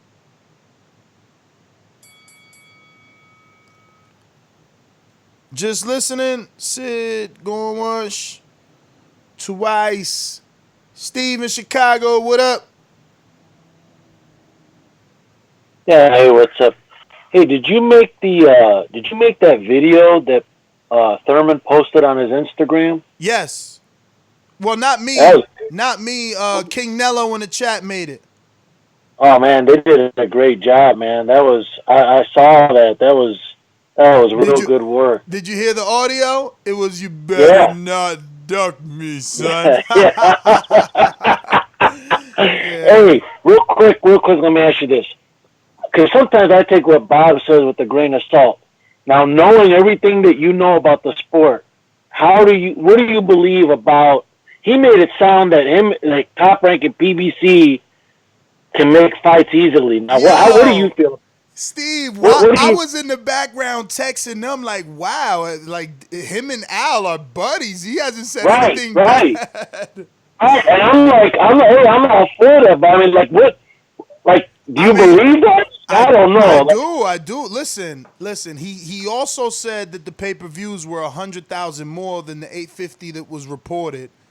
So yeah. I I mean, thought the pay-per-view was successful for this day and age. I that's the thought it was. thing. That's the thing. He's looking at it like that. It's like, yo, and he literally said it. We just did business with them, and it changed everything. Like it changed his. Man, that's great. That's Yeah, great news, man. I love that. I hope that that's true because they can make some great fights, man. That'll be awesome. Let's hope. definitely, man, definitely. No, I mean, All right. listen. The fact that he was so open minded. Think about it. He could have easily shot down Charlo by saying something simple like, well, let's see if Al gives us Earl before we start thinking about Charlo. And then but the fact that he's like, well, if Terrence wants it, I'll just call Al. I'm like, what the hell? I love this. I wish we were at 500 patrons already, so this could be freaking live today. People need to hear this right now because a lot of this was breaking news. A lot. I mean, think about Charlo and Terrence hearing this right now, man. This shit changes everything. But hopefully, my good friend King Nello makes me a few little nice snippets, and we could put them out there on social media to get this out there. We're going to Stone Bone Boxing, who should be telling Terrence to sign up to Patreon to listen to this good interview there. We got Terrence a super fight done here, man. He need to sponsor the show, man. We just got him a pay-per-view. Hey man, I've been listening, man. I've been telling y'all, man. It's a lot. Boxing is doing a lot in this absence, man. A lot of people looking at the possibilities, and they count that Wilder Fury money. Like, come on, man. We got more people talking about fucking Spence and Crawford, man. We need to go on and cash out again. We can do it. And when you talk, everybody think that 54 is some big jump for him, and he's already had discussions with Bud. If Adamas would have won that fight, Bud was gonna fight Adamas. You know what I mean? He would have did it. It's just the type of money that Golden Boy and the guy ain't really worth the name. He would have did it for the belt and went back down if it was Adamas because he already sparred him. He knew he could beat him. He said he flat-footed. So 54 ain't a big jump. That's a dangerous fight. I agree. The energy building up and intrigue. You might get Thurman. You know what I mean? You might get your wish. You've been begging for him. Now you sound like Stainless at the battle. You was begging for the battle. Now the battle come to your door. You backtrack and talking about no. He need to fight Brook, and then Keith can take it to man. Back up now, man. What do you want Bud to fight these guys you've been claiming for the last 6 months, or do you want him to fight Brook? Huh, Intrigue? He always call my name on the show. I'm gonna call your name and give you a little 15 seconds of fame. So I'm gonna catch y'all. What's tomorrow? Oh yeah, I catch y'all in the morning. If not, I'm gonna catch y'all whenever Nets go live tomorrow. And Bob Arum told you the truth, man. When you ready to go to sleep, get you in the Dominicans. But if you got business to handle the sativa or the hybrid like Info Joe said. And I'm gonna catch y'all tomorrow. All right, Stone Bone. Thank you, brother. We got Trey in the Bay. What up? Trey in the Bay going once. Trey in the Bay going twice. Can y'all hear me? Yes, ma'am. Yeah, oh shit, I got a call right towards the middle of Bob's interview, but the other interview, most of that interview was good, and so was the first one. Keith Thurman, boy, that boy entertaining as hell. um, I guess the Charlo fight and the Charlo and Bud fight is trending now, huh? Y'all sparking it up. Y'all trying to get it going. I'll watch it, man. But Charlo be swing. He come in there swinging all wild on Bud like he was doing Tony Harrison. What Bud gonna do with that big ass dude? I mean, Bud got the skill. He gonna move his head. He better. That's my first call.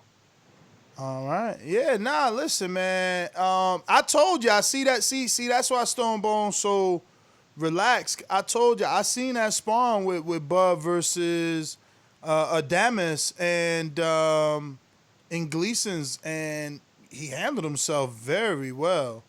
So, I never, I never thought anything of him not wanting to fight Teixeira other than Teixeira isn't popular enough. So, why go up and do all that? Even though I thought that was a reason you do take it, you know what I mean? Sometimes people go after dudes that they got the belt. It's like, yo, well, he don't deserve that belt. Let me go snatch that up.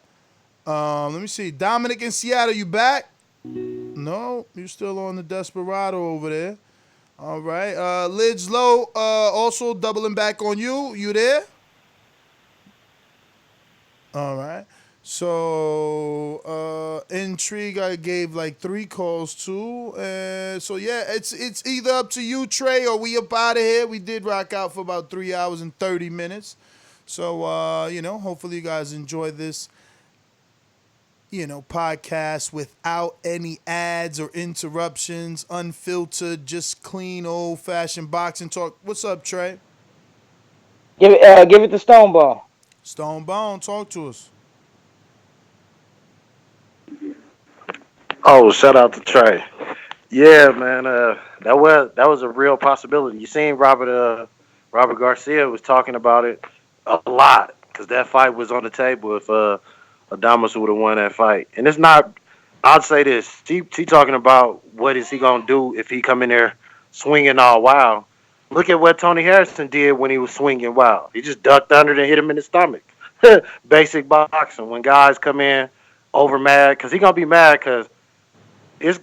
I hate to say it, a lot of people gonna pick him. Listen to a lot of people gonna pick Bud. They're gonna be like, I like Charlo, hard puncher, but you fight hard punchers all the time. He been fighting 160, 168 pound guys in the gym trying to take his head off forever now. I mean, professionals, not guys, not no 11 and 17 guys. I'm talking about guys that who are fighting in position to be champions right now. So it ain't like it's a big step. That's why Bob ain't blinking an eye. He look at 54 as inevitable for Bud. And if he can't get Earl, he gonna do whatever Bud say, make the business sense, and getting all the belts in any weight class around that is very likely. And I told you, Ness, the big fight is gonna be him and Jose Ramirez when he beat up Ramirez in Texas. And if he don't get Earl before Ramirez or Charlo, Earl ain't even gonna be able to show his face in his own state. I'm gonna catch y'all later. All right. Intrigue, talk to us. Counterpunch. Stone Bone, Stone Bone, Stone Bone. You just tell Tweety Bud that Keith Thurman ready to knock his ass out whenever he ready for that fight, man. I ain't backtracking. We was talking about if that fight wasn't ready, what was the other option for Thurman, man? So that's just like a Bud Scout. Put words in your mouth, man. Stop selling them fake Girl Scout cookies. That's all I got to say. The rivalry is real. Josue in the Lower Oregon, what up? Hey, yo, what up? What up, Ness? Hey, yo, what up, Enrique? What up, What's up, bro? Lioness, Doomsday over there? Yo, what up, what up? Hey, glad to hear that Bob got to answer my question. I asked about Navarrete. I'm happy to hear that he wants to bring him back immediately. So hopefully that goes well with Navarrete. You know, he caught my eyes after he beat the shit out of Dogbo. So I feel like he's a special fighter. Viva Mexico, Viva Boxing Voice. Josue, man, thank you for calling in. That is everyone. I want to thank everybody that tuned in. We'll see what we cook up for y'all tomorrow. I mean, we kind of ducked out on Paulie. Maybe we could bring him back tomorrow, man. I'm going to just text him another day. We should do immediate fight reactions tomorrow on ESPN Fights. Oh, on them old fights? They doing some old fights, right? Yeah. Yeah, I mean, you know what? I seen the lineup. I don't know it right offhand, but I seen there's definitely some shit that I probably need to look at. You know what I mean? Yeah, I kind of want to see an Ali fight just to say I seen one or two, because it's been a while. I mean, I never seen one, but a while since, people always bring it up. And I mean like wow, W-O-W, not W-H-I-L-E. Yeah, like, man. So, wow, you never seen the Ali fight? Yeah. Nah, man, listen, there's always going to be boxing hipsters, snobs, turn their nose up. Somebody always knows more than you. It's part of boxing, man. It's like any other sport, Kobe gonna score more points than Wade. You know what I mean? Whatever the arguments is in them other sports. But yo, Nets GTO, Instagram and Twitter. I gave up my whole evening on Friday night. We could have been out at the club. Not. Could have been at the movies. Nope. Could have went to dinner. Could have been anywhere in the world, but you're here with me. COVID got us on shut down. Yo, I'm Enrique Church, TBV_casual fan is my Twitter handle and my YouTube channel. Also, check me out on patreon.com/boxing fan apparel. Also have a boxingfanapparel.com boutique. Come check me out. Yo, Nest GTO, Instagram and Twitter. Don't forget, if you're listening to this 7 to 10 days later, at least come on over, try it out. Check out, no ads, no interruptions. Get to ask Bob Arum a question. Look how happy he was to hear where all those questions came from. And, everyone basically had something really good to say. So, yeah, man, check us out on the next one. That's GTO, Instagram, and Twitter. Peace. Peace. That was fun. It was.